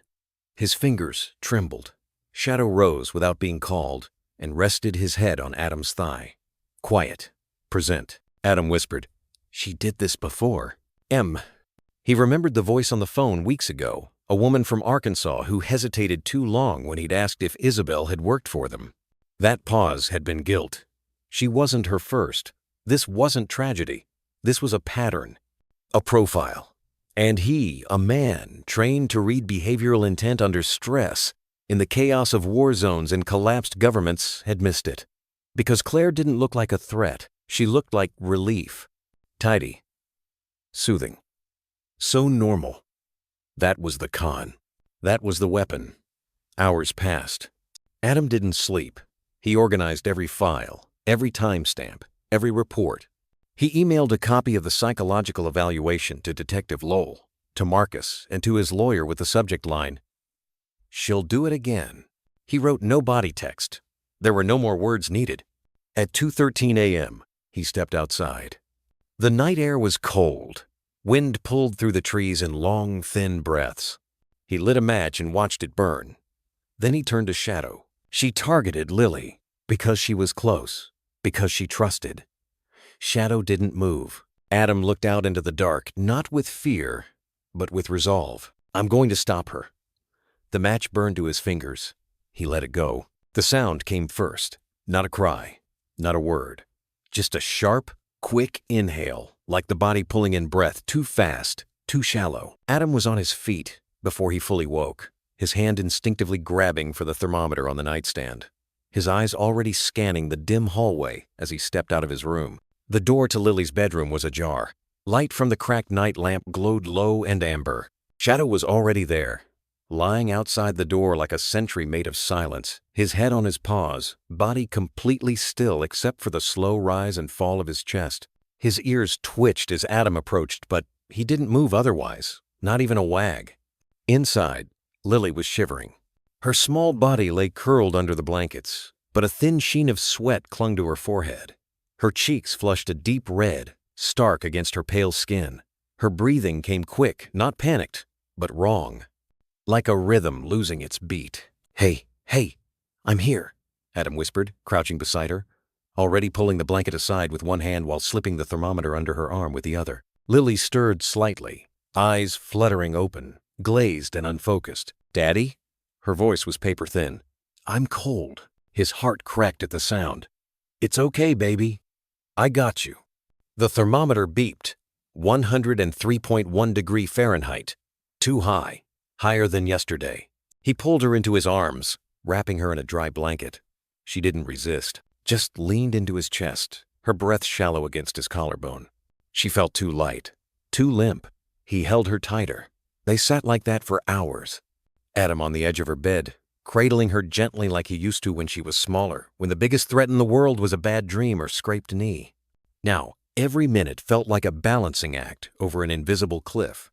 He texted Dr. Leland, who responded immediately. "Fever may spike again as her kidneys process. Tylenol every 6. Watch hydration. ER if she loses consciousness." He administered the meds. Ice packs under her arms. Cool cloth across her forehead. Shadow remained at the door, unmoving. He hadn't eaten since yesterday. Hadn't left that spot since sundown. Adam tried calling him once gently, just a quiet, "Come here, boy." But Shadow didn't budge. He didn't need to. His eyes never left Lily. By dawn, Lily's fever began to dip, barely just enough to ease the lines in her forehead, to slow the frantic pace of her heartbeat against Adam's chest. She drifted into sleep. Not the heavy, fevered sleep of the night before, but something gentler, something deeper. Adam slowly eased her back onto the pillow, pulled the blanket up to her chin, and pressed a kiss to her damp temple. When he turned, Shadow was gone. For a second, panic rose in his throat. Then he spotted the silhouette just outside the window in the backyard. Shadow was sitting beneath the old cypress tree, facing the house. Rain misted lightly, making his coat look darker, slicker. He sat perfectly still, watching, waiting, protecting. Adam stepped outside, letting the screen door shut behind him with a soft click. He didn't say a word, just walked up beside the dog and stood there. Shadow didn't look up. His eyes stayed fixed on the bedroom window. After a moment, Adam lowered himself to the wet ground and sat beside him. "Why her?" he asked quietly. "Out of all the houses she could have chosen, why ours?" The wind stirred the leaves. No answer. "Did you know that day she walked through the door?" Still nothing. But Adam didn't expect an answer, not in words. Shadow's body language said everything. "I saw. I waited. I stayed." Adam rubbed the space behind Shadow's ears, gently. "I should have listened to you sooner." The wind carried the scent of pine and cold stone. The sky was still bruised with clouds, the sun trying to claw through. Back inside, Lily stirred. Her fever was dropping more steadily now. But Adam knew it wasn't over. The toxin was still in her, weakening, confusing her body's defense systems. The real damage might not be visible yet. And Claire was still out there. Later that morning, Adam brewed black coffee and watched the kitchen window fog with steam. The silence in the house was eerie, the kind that wraps around you like a wet blanket, not comforting but heavy. Shadow had come back in, but only to the threshold of Lily's room. He lay there again, head on paws, eyes open, as if afraid something might happen if he dared blink. Adam placed a bowl of food beside him, still untouched. He added water, clean, fresh, nothing. The only thing Shadow had consumed since yesterday was air and anxiety. Adam sat across from him and held the dog's gaze. "You're scared too, huh?" Shadow exhaled. A low, slow breath, but didn't move. "I get it." The truth hung there, sharp, unapologetic. Not just a daughter, his last tether to hope. The only reason he didn't drink himself into oblivion after the funeral. The only reason he got out of bed when the grief had no name, no shape, only teeth. And now she was sick because of him. Because he let a smiling woman into their lives. Because he believed kindness meant safety. He stood, opened the fridge, and stared at the juice bottle Claire had once filled. Then he poured it down the drain, every last drop. That night, Lily slept more soundly. Shadow finally dozed, but only after Adam moved her bed closer to the hallway so the dog could see her clearly. Adam lay awake in the armchair just outside the room. Not because he couldn't sleep, because he wouldn't. Some predators stalk in daylight. Others hide behind hand-me-down lullabies and gentle lullabies. But he'd learned something now. Claire had underestimated the wrong house and the wrong dog. It was the kind of silence that warned of breaking. Just after midnight, the house sat still, wrapped in a hush too thick to be called peaceful. The world outside was sleeping. The wind paused in its rhythm. The crickets gone quiet. Only the faint ticking of the kitchen clock dared disturb the hush. Then, a low growl. Deep, primal. It rumbled from Shadow's throat, like thunder, buried in the earth. Adam was on his feet before he registered why. The German shepherd had risen from his post by Lily's door, his body stiff, hackles raised, ears forward like antennae drawn towards something unseen. "What is it, boy?" Adam whispered. Shadow didn't answer, didn't move, just stared at the back window locked, curtained as if he could see straight through. Then came the rustle. Faint, paper-brushing bark. A footstep too light for gravel but too heavy for any raccoon. Adam moved fast, training from years ago kicking in.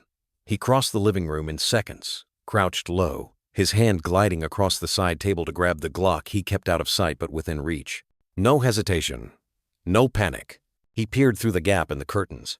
The motion light hadn't triggered, but something moved. At the edge of the fence, a figure. Hooded. Slender. She stepped forward slowly, her form half swallowed by the darkness of the yard. But Adam knew that shape like muscle memory. Claire.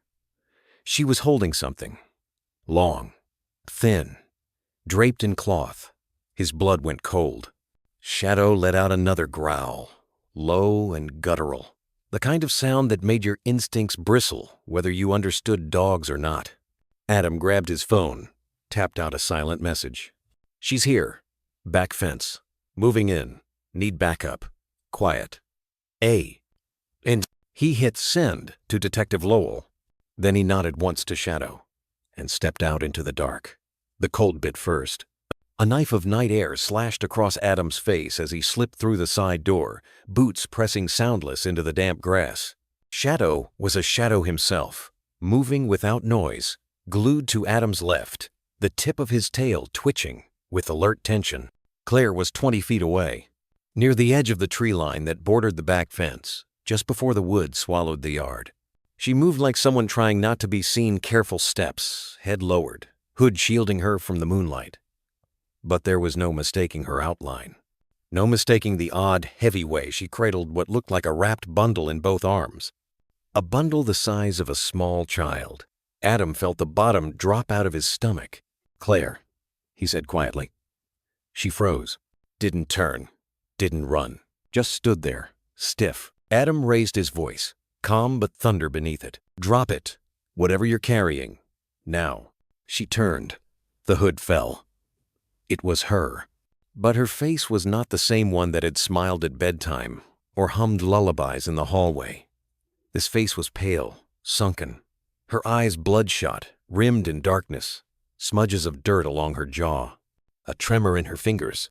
"Adam," she whispered like she was surprised to see him breathing. He leveled the gun at her center mass. "Put it down." Claire looked at the bundle, then back at him. "It's just a doll," she said, her voice flat. Adam didn't blink. "Let me see it." She took a half step forward. Shadow growled again, louder this time, teeth flashing in the dim light. Claire stopped. Then with slow, theatrical care, she crouched and set the bundle down on the grass. Her hands lingered on it a second too long. Adam moved in. 10 feet. 6. 4. The shape wrapped in cloth wasn't moving, wasn't breathing. He flicked his eyes to Claire, who stood now like a statue, eyes wide, lips twitching with some unspoken thought. Then he looked down and peeled the blanket back. It was, in fact, a doll. A child-sized mannequin. Blonde synthetic hair. Plastic eyes. Lips painted too red. Clothes that resembled Lily's favorite pajama set. A sick replica. His stomach turned. "You're sick," he said quietly. Claire tilted her head. She was supposed to die that night. Adam flinched not at the words, but at the way she said them. Like reading lines from a play. Emotionless. Inevitable. "She was just like the others," she continued. "So needy. Always clinging. Always crying. You should have thanked me." "Is that why you came back?" Adam asked, voice tight. "To finish what you started?" Claire smiled. "Number I came back to watch." He heard movement then behind the fence. A low rustle, a light flash, then a voice from the trees. "On the ground, now, M." Detective Lowell and 2 plainclothes officers surged forward from the tree line, weapons drawn. Claire didn't resist. She laughed.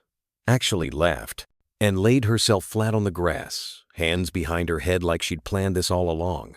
Later, after the cuffs clicked shut and Claire was led to the cruiser, still murmuring to herself about patterns and fates and ending it right, Adam stood in the backyard alone. The plastic doll lay where she had placed it. Shadow walked up to it, sniffed once, then turned away with a snort, as if even he knew the insult of its presence. Adam knelt and picked it up. The thing weighed nothing, just stuffing and rubber skin. Manufactured emptiness. He tossed it in the trash bin, then looked toward the house, where the motion light now stayed on. Steady, watchful, he exhaled. Not in relief, but in resolve. Claire was gone. But something darker had been left behind, not just in the yard, or the evidence room, or in police files, but inside them, inside her. And the fight wasn't over yet. Because monsters don't always vanish when the door slams shut. Sometimes they leave echoes and scars. The rain had stopped, but the air hadn't cleared. It hung heavy over the yard like a storm still waiting to break all pressure and no release. The back porch light flickered, casting staccato shadows across the grass. From the distance, the faint sound of sirens was growing, spiraling closer, echoing through the pine-lined hollows of the neighborhood like a countdown. Adam moved with careful urgency, Shadow glued to his side. Every instinct in the dog's body was alert not to threat, but to something subtler, a presence, a scent, a pull. That's when they saw her. Claire. She stood in front of the shed near the tree line, the same one Adam hadn't opened in weeks. The one that once stored yard tools and now felt more like a tomb. The floodlight hit her in pieces. The shimmer of her rain-soaked hoodie, her trembling hands, the glass bottle gripped white, knuckled at her side. She turned slowly, like a puppet released from a string. "It wasn't what you think," she said. Her voice was raw, frayed at the edges like rope left in salt water. There wasn't defiance in her tone, not anymore. Just exhaustion, and something dangerously close to regret. Adam kept his distance. Shadow didn't possess. The German shepherd stepped forward with the quiet force of a wave meeting shore. No snarl this time, no deep growl, just the unmistakable tension of a dog standing between harm and home. Claire stopped moving. Her eyes dropped to the dog. "Shadow," she whispered. His ears went back. Lips curled. His body low but unyielding, a barricade of muscle, instinct, and memory. Adam noticed the bottle then. Small, opaque, no label, but the faint rattle inside was unmistakable. "Claire," he said slowly, keeping his voice even. "Put it down." She didn't. Instead, she looked up, and for the first time in days, Adam saw her face clearly. It wasn't manic. It wasn't cold. It was shattered. "I didn't mean to hurt her," she said. I didn't want to feel invisible anymore." Every day she needed something. Every day you looked at her like she was your world, and I was just the helper. The sirens grew louder, closer now. Blue and red flashes painted the trees. "You could have walked away," Adam replied, "but you stayed. You poisoned a child, Claire." Claire shook her head, her grip on the bottle tightening. "It wasn't poison," she said, her voice trembling. It was just enough to make her sleepy, to make her stop taking everything. She looked at the bottle again, then back at Adam. "I was going to take it myself," she whispered. "Tonight. That's why I came back." Shadow let out a low, guttural rumble. Claire flinched. The bottle slipped from her hand. It hit the ground with a thud and rolled. The cap came loose. Pale pills spilled out like beads from a broken necklace, scattering across the wet soil. Then Claire's knees buckled. She dropped, not dramatically, not violently, just folded inward, like something inside her finally caved. Shadow didn't move. He watched her, head low, body still in guard stance. But his growl faded. Adam stepped forward, slowly. Claire was on her knees now, arms hanging at her sides, rain clinging to her lashes. She wasn't crying, just staring, like someone who had finally run out of masks. The cruiser lights reached the gate, sirens dying as tires crunched over gravel. Detective Lowell was the first out. He moved with calm, practiced steps, gun drawn but lowered, eyes scanning until he saw Claire. "She's unarmed," Adam called. "Bottle dropped. Possible overdose intent." Lowell nodded, holstered his weapon, and walked toward her. Claire didn't resist when he knelt to cuff her. She didn't speak, didn't even blink. Her hands slid behind her back with the slow obedience of someone who had accepted what was coming long before it arrived. Adam stood a few feet away, his pulse still trying to catch up to the moment. Shadow finally moved. The dog stepped beside Adam, brushing against his leg just enough to ground him.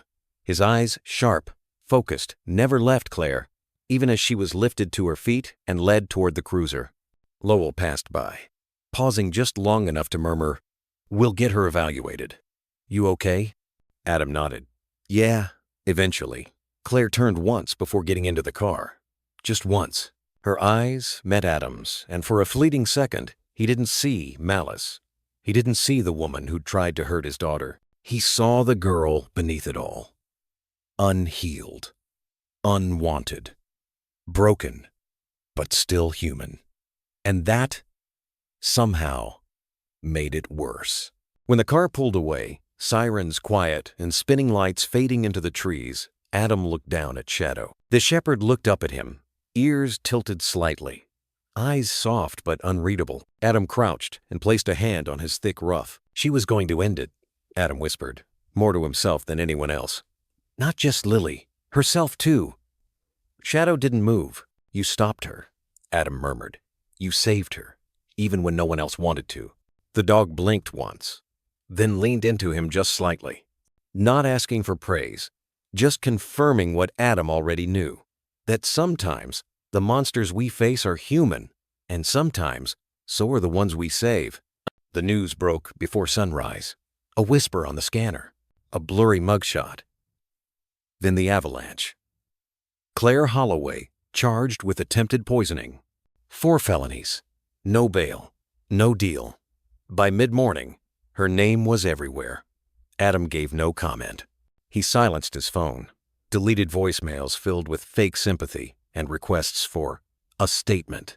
They didn't care about Lily. They wanted trauma packaged for clicks. His only focus was in fleece pajamas, building a tower of plastic animals on the living room floor. And Shadow, still not a paw's length away, tracked her every move. The vet had cleared him. No injuries, just exhaustion. But Adam saw it for what it was. Shadow wasn't resting. He was mourning. For what he saw. For what he couldn't say. For loyalty. Tested and kept. That afternoon, Lowell arrived with an officer and a thick envelope. Official charges, he said. It'll be a circus. Adam flipped through. Attempted poisoning. Endangerment. Fraud. Parole violation. She'll never get custody of a goldfish again, Lowell muttered. Adam didn't smile, just nodded. I don't need protection. But if you can keep Lily and Shadow out of the spotlight, we'll do our best. Lowell glanced toward the living room, where Lily now hummed to herself beside a toy tree. Shadow didn't even blink. She's strong, he said. Adam couldn't answer. His throat had closed. That night, Adam sat by the fire. Shadow curled at his feet. Above the mantel hung the faded tactical vest. Cleaned, repaired. The name Shadow stitched back into place. It no longer smelled of blood. It smelled like home. They took your name, Adam murmured. But they were wrong. And they'll know. Shadow's tail tapped the floor once. A quiet yes. The next morning, Adam made a call. Not to the press, but to an old Marine buddy. I'm not asking for favors, he said. I'm asking for truth. Within hours, Shadow's full record, the unredacted one, began spreading. Not in headlines. In phone calls between handlers, officers, vets. Shadow had saved lives. Dozens. He wasn't broken. He'd been betrayed. And now he'd saved again. This time, not in war, but in a house with juice boxes and crayon scribbles. And that mattered more. That evening, Lily held Shadow's leash as they walked the yard. I'm going to get him a new collar, she said. One with stars. Shadow limped slightly, but walked tall. The sun dipped behind the trees. They had survived. And now, they would begin again. The town gathered near the Veterans Memorial. A temporary stage had been built. At its base, a framed photo. Shadow gazed steady. Chairs lined the lawn. Kids ran with stickers on their faces. Canines save lives. Adam sat in front, Lily on his lap. Her small hand rested on Shadow's neck. Shadow wore a new vest. Dark navy. Silver thread. Protector. Hero. Family. Mayor Halloran stepped to the podium. Today, we correct a mistake. The crowd stilled. There was a time Shadow's name was whispered with controversy. But that time ends now. He turned toward the shepherd. He's the reason one little girl is alive and smiling today. Lily beamed. Adam's eyes glistened. The mayor held up a velvet box. For the first time in our town's history, the Pine Brook Medal of Honor goes to a 4-legged officer. He knelt. Shadow leaned forward and touched the ribbon with his nose. Applause thundered. Adam stood. Thank you, he said, voice rough with memory. Not just for this medal, but for seeing him. For giving back what he never should have lost. He was called defective, but he wasn't. He just needed someone to listen. From the back, a voice rang out. We love you, Shadow. Laughter broke the tension. The mayor continued. This vest, it was stitched by a veteran from retired uniforms. Inside are the names of the children Shadow helped protect, including Lily. Adam blinked. He hadn't known that. After the ceremony, children approached not to pet, but to honor. One boy wrapped his arms around Shadow's neck. A girl placed a flower crown between his ears. He didn't shake it off. Adam watched, the stillness of belief settling in. Later, in the quiet square, Adam sat with Lily asleep in his arms. Shadow lay at his feet, metal still around his neck. Then the tap of a cane. An old man approached in an olive jacket, patch reading, 173rd Airborne. "He reminds me of mine," the man said. "Name was Tracker. Saved me in the Mekong. Saved me again after." He eased onto the bench beside Adam. Shadow watched him calmly, recognizing something old in the man's scent. "I saw the ceremony," the vet said. "You did right by him." Adam's voice cracked. "He saved my daughter. I don't know how to repay that." The man nodded. "You stayed. That's enough. Most don't." He reached for the vest. "Protector, hero, family, hell of a truth." Adam exhaled slowly. "I used to think I was protecting Lily. Now I'm not sure." "You both were," the man said. "Dogs don't care about medals. They care about who bleeds beside them." He leaned back, gaze distant. "When Tracker died, they gave me a plaque. Didn't stop the dreams. But they changed. From haunting, to reminding, to gratitude."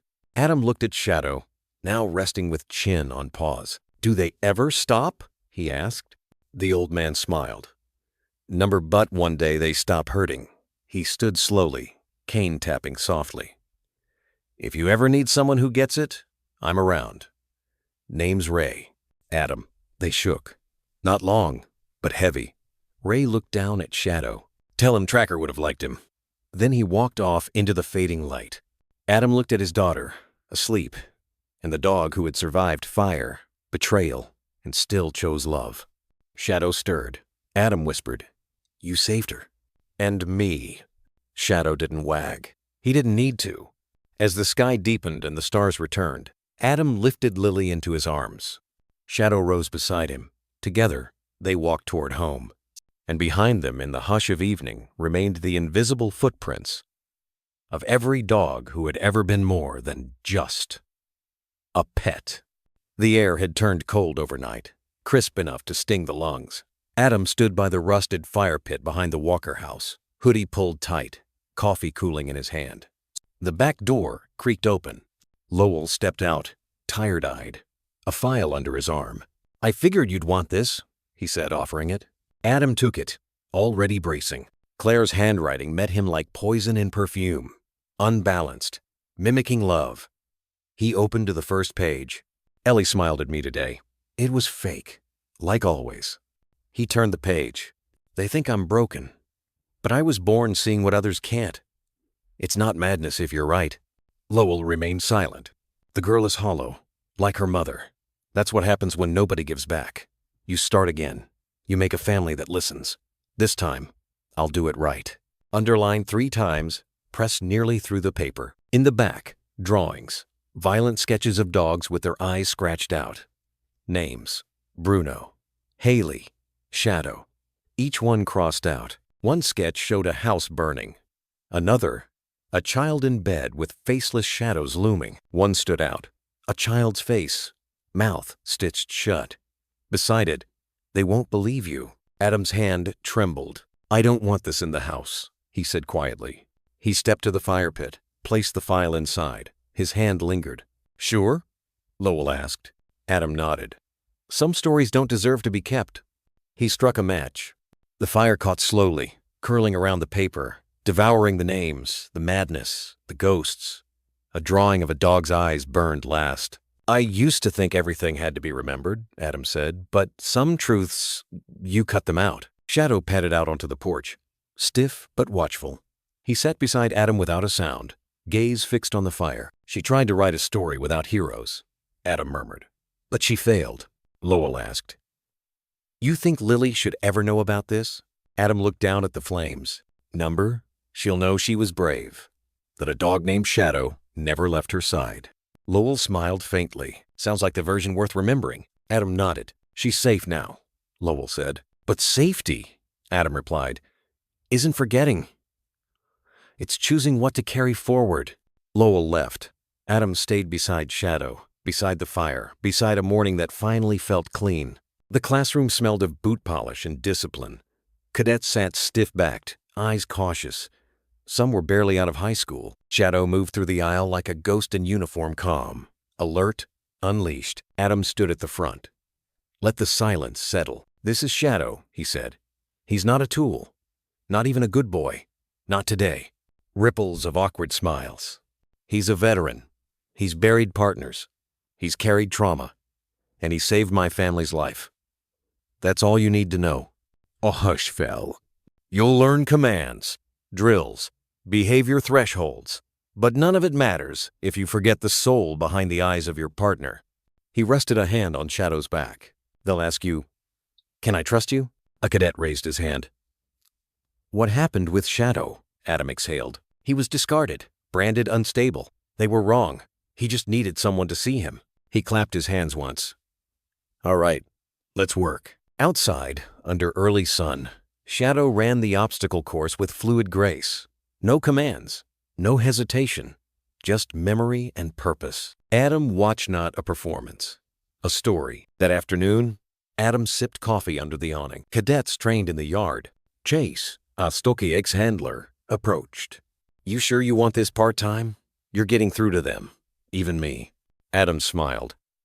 I've got a daughter who needs dinner on time, and a dog who doesn't need me turning this into penance. Chase nodded. You ever think of writing a book? Adam shook his head. Some stories don't need pages. They need moments. Shadow lay in the sun, half asleep but listening, watching, always. Two cadets approached. One crouched, bandaged thumb extended. Can I pet him? She asked. Adam looked at Shadow. He'll let you know. The cadet extended her hand. Shadow didn't move then. Leaned forward, nudging her palm. She exhaled, like she'd been holding her breath for days. Adam turned toward the horizon. A new mission. Not guilt, not vengeance. Legacy. The morning light in the kitchen was soft. Not golden, just kind. Adam stood by the counter, holding a chipped mug, the scent of real coffee warming the air. In the living room, Lily sang off-key. A, B, C, D. Shadow lay beside her. She fed him kibble, one piece per letter. He waited patiently, tail-tapping the rug in approval. There had been a time when silence in this house meant fear, when noise sent Shadow into defense mode and Lily into silence. But now, it felt like home. J, K, Elmo P. Shadow licked the last kibble from her palm. Lily clapped. He's learning too, Daddy. Adam smiled. Yeah, sweet pea. He's got a good teacher. Shadow rolled to his side, exposing his belly. A gesture once unthinkable. Adam knelt, resting a hand on the dog's chest. Felt the steady rhythm of life. We're okay now, he whispered. Outside, the wind stirred old chimes Ellie had hung long ago. Lily picked up her drawing pad, sketching a stick figure family and one big dog. Can I draw him with a cape? Of course, Adam said. Heroes wear all kinds of things. He settled onto the couch, stretching out. Not from stress, but from a life finally built forward. His phone buzzed. Case closed. Parole officially revoked. Claire will serve her full term. Rest easy, brother. L. Adam exhaled. No cheer, no collapse, just peace. Shadow had moved beside Lily, resting near her crayons. She traced a yellow line down his back as Cape then kissed his head. Adam felt something shift again.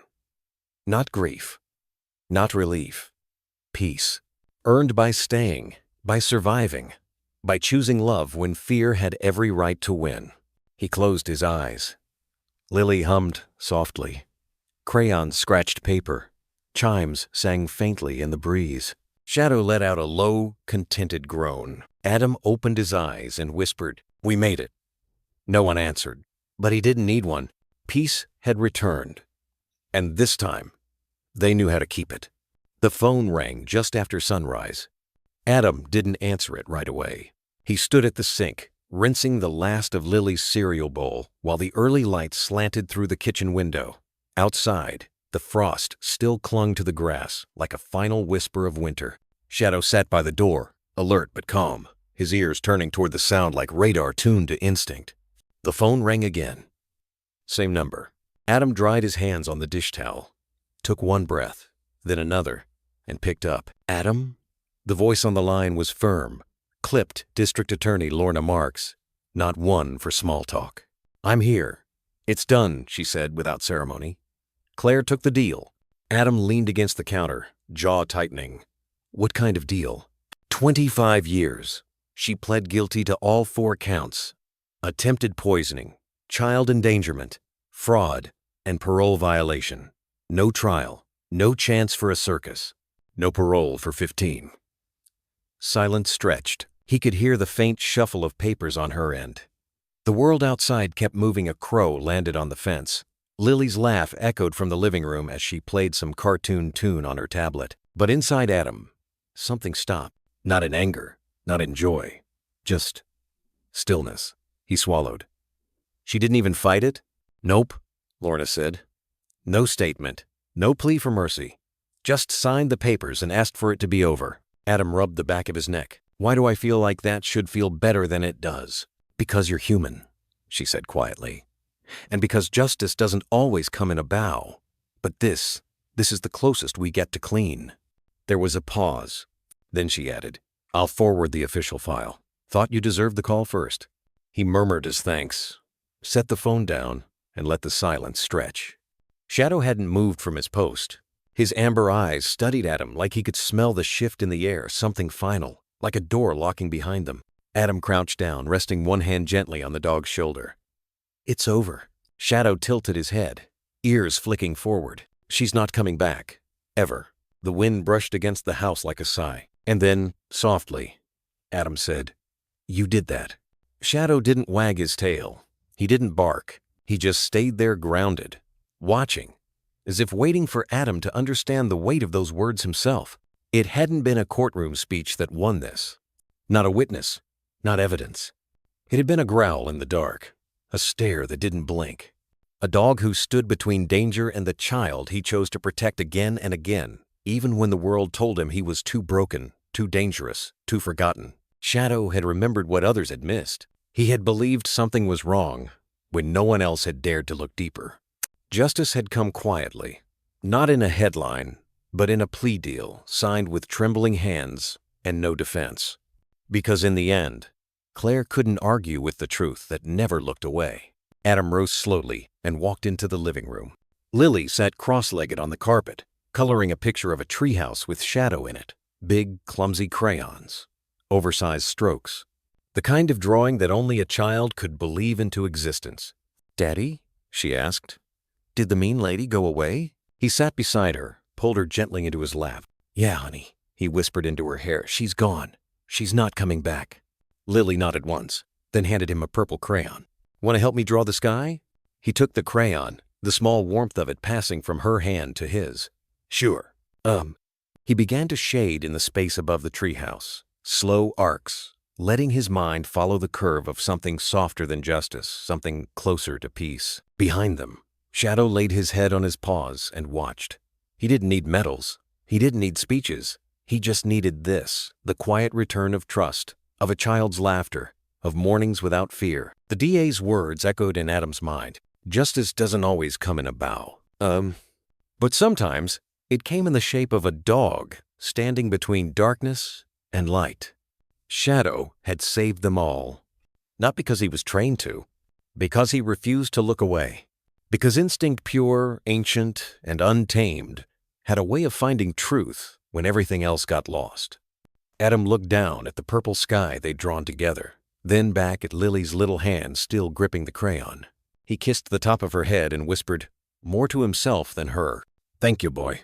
And Shadow's tail gave one soft thump, the kind that says, I know. The sun spilled like warm gold across the winding path of Riverbend Park, casting long shadows through the trees and dancing across the rippling current nearby. It was one of those rare afternoons in early spring, crisp enough for a jacket, soft enough for bare hands. The scent of damp earth and wildflowers lingered in the breeze. Adam stood at the crest of the trail, his hands in the pockets of his flannel shirt, eyes on the 2 figures in motion ahead of him. Lily was running hair loose, legs flying, laughter bursting like bird calls into the quiet. And Shadow, ever faithful, paced just behind her. His movements fluid, protective, but never smothering. He matched her rhythm as if tuned to her pulse. They had come to the river for peace, not attention. But peace has a way of drawing eyes. A couple paused at a picnic table as Lily darted past. A boy tugged on his mother's sleeve and pointed at the big dog with the dark fur and gentle eyes. The mother smiled, then whispered something. Maybe that's him. Maybe that's the dog from the news. Adam was used to it now. The glances, the quiet awe, sometimes admiration, sometimes pity, occasionally both. But today, he chose not to notice. Today was just about breathing. He made his way slowly to the bench near the edge of the bank, where the river curved wide and slow, like it too had exhaled for the first time in a while. Lily dropped to her knees beside a clump of dandelions. Shadow sat down beside her without instruction, nose tilted into the wind, as if tasting the air for anything out of place. Adam smiled. She hasn't stopped smiling since that morning, came a voice from nearby. He turned. A woman stood a few feet away, gray sweater tucked neatly into worn jeans, hands holding a paper coffee cup that had long gone cold. Her hair was windblown, but her eyes were steady. "Sorry," she added quickly. "I didn't mean to intrude. I just—" She gestured toward Shadow. "I recognize him. From the article, the news story." Adam nodded, his smile faint but not cold. "He gets that a lot now." She took a tentative step closer. "I read everything. About what he did. About what your daughter went through." He could see the weight in her shoulders, not the kind that demanded attention, but the kind that carried quiet grief, the kind you only recognized if you'd worn it yourself. "He saved her life," she said softly, looking down at the dog with reverence. "Didn't he?" Adam's eyes followed hers. Shadow sat calmly beside Lily, watching the world with that ever-present stillness. Not the absence of motion, but the presence of meaning. "Yeah," Adam said after a moment. "He did." He glanced at the woman again. Her lip trembled, just a little. "But not just hers," he added, voice thickening. "Mine too." She nodded once, pressing her fingers into the cup. "I lost someone," she whispered. "My brother, 2 years ago. He was a canine handler overseas. Never came home. I used to be angry at dogs. Isn't that ridiculous? I blamed the wrong thing." Adam said nothing. He simply let the silence stretch warm, unjudging. "Then I read about yours," she continued, her voice more composed now. "And I thought, maybe it wasn't just war that took him. Maybe he gave his life protecting someone, like your dog did. And that helped." Adam's throat ached. He looked away. Lily called out just then, holding a stick like a sword. "Daddy! Shadow says we're fighting river pirates." Adam smiled through the burn behind his eyes. "Better go help him." The woman laughed a soft, cracked sound. "Looks like he's got backup." She turned to go, but paused. "Thank you for sharing your story, for letting people like me believe again." And with that, she walked down the path, disappearing into the trees. Adam watched her go, then slowly stepped into the clearing where Lily was now pointing dramatically at a rock formation she deemed the pirate fort. Shadow stood beside her, tail high, posture alert, waiting for orders. "We need reinforcements." Lily giggled, then narrowed her eyes. "You look like a good soldier." Adam saluted. "Reporting for duty, ma'am." They played until the sun dipped low, until the shadows stretched long across the riverbank, until Lily's arms were tired and Shadow's tail wagged in slow, satisfied sweeps. Later, as they sat on a blanket, sipping hot cocoa from a thermos, Adam looked down at the dog resting beside them. Lily leaned into his side, her hand stroking Shadow's fur absently. "He doesn't act like other dogs," she said sleepily. Adam nodded. "He's not like other dogs." She thought for a moment. "He's like a person." "No," Adam said gently, brushing a leaf from her hair. "He's more than that. He's what a person should be." They stayed like that until the stars began to blink open above the trees. A man, a girl, and a dog who refused to blink when it mattered most. The house was finally quiet. Not the silence of absence or fear, but the kind that settles over a place when the chaos has lifted, when the air no longer hums with anticipation of something breaking.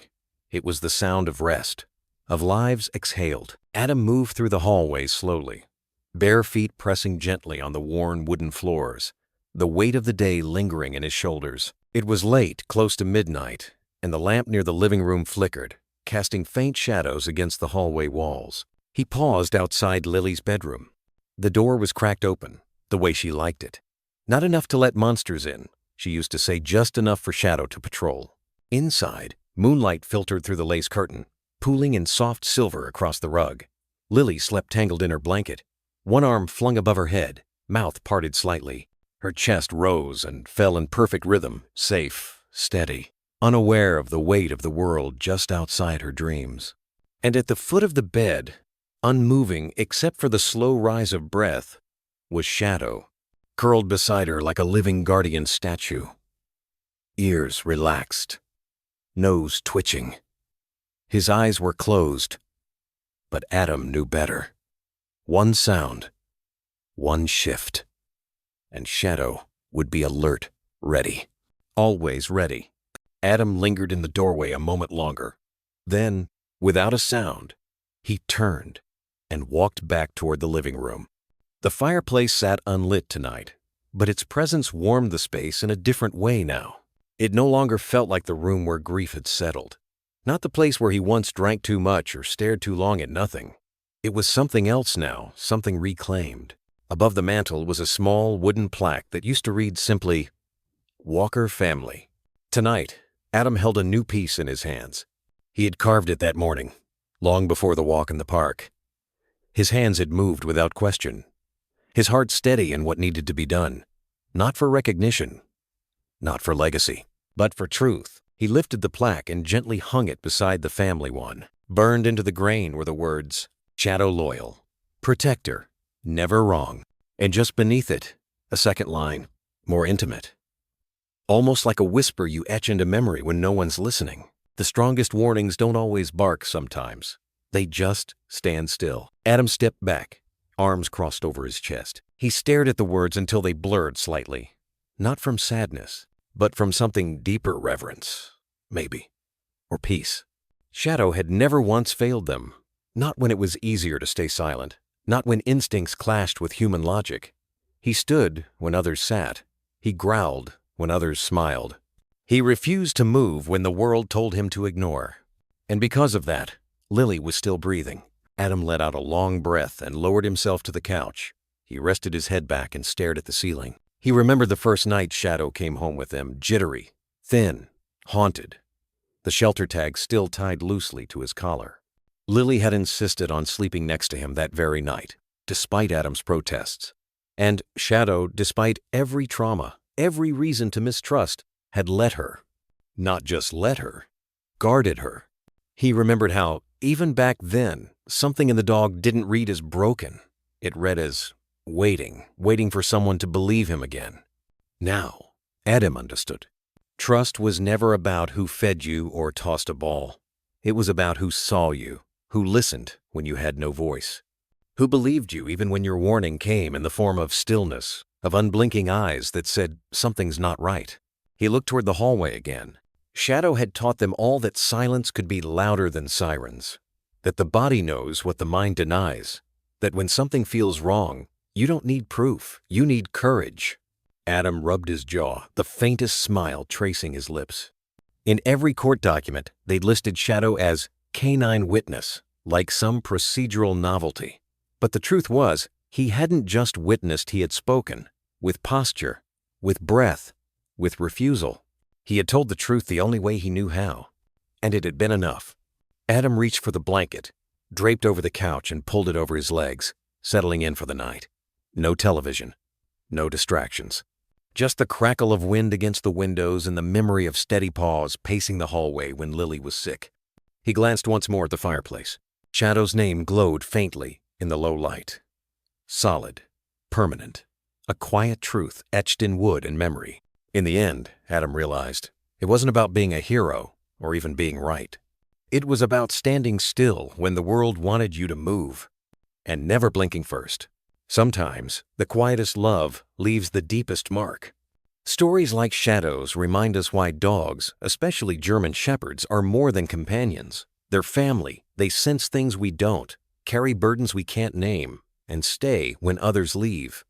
Their loyalty isn't loud. but it's unshakable. And when that love is returned with trust and understanding, something truly beautiful happens healing, not just for them, but for us too.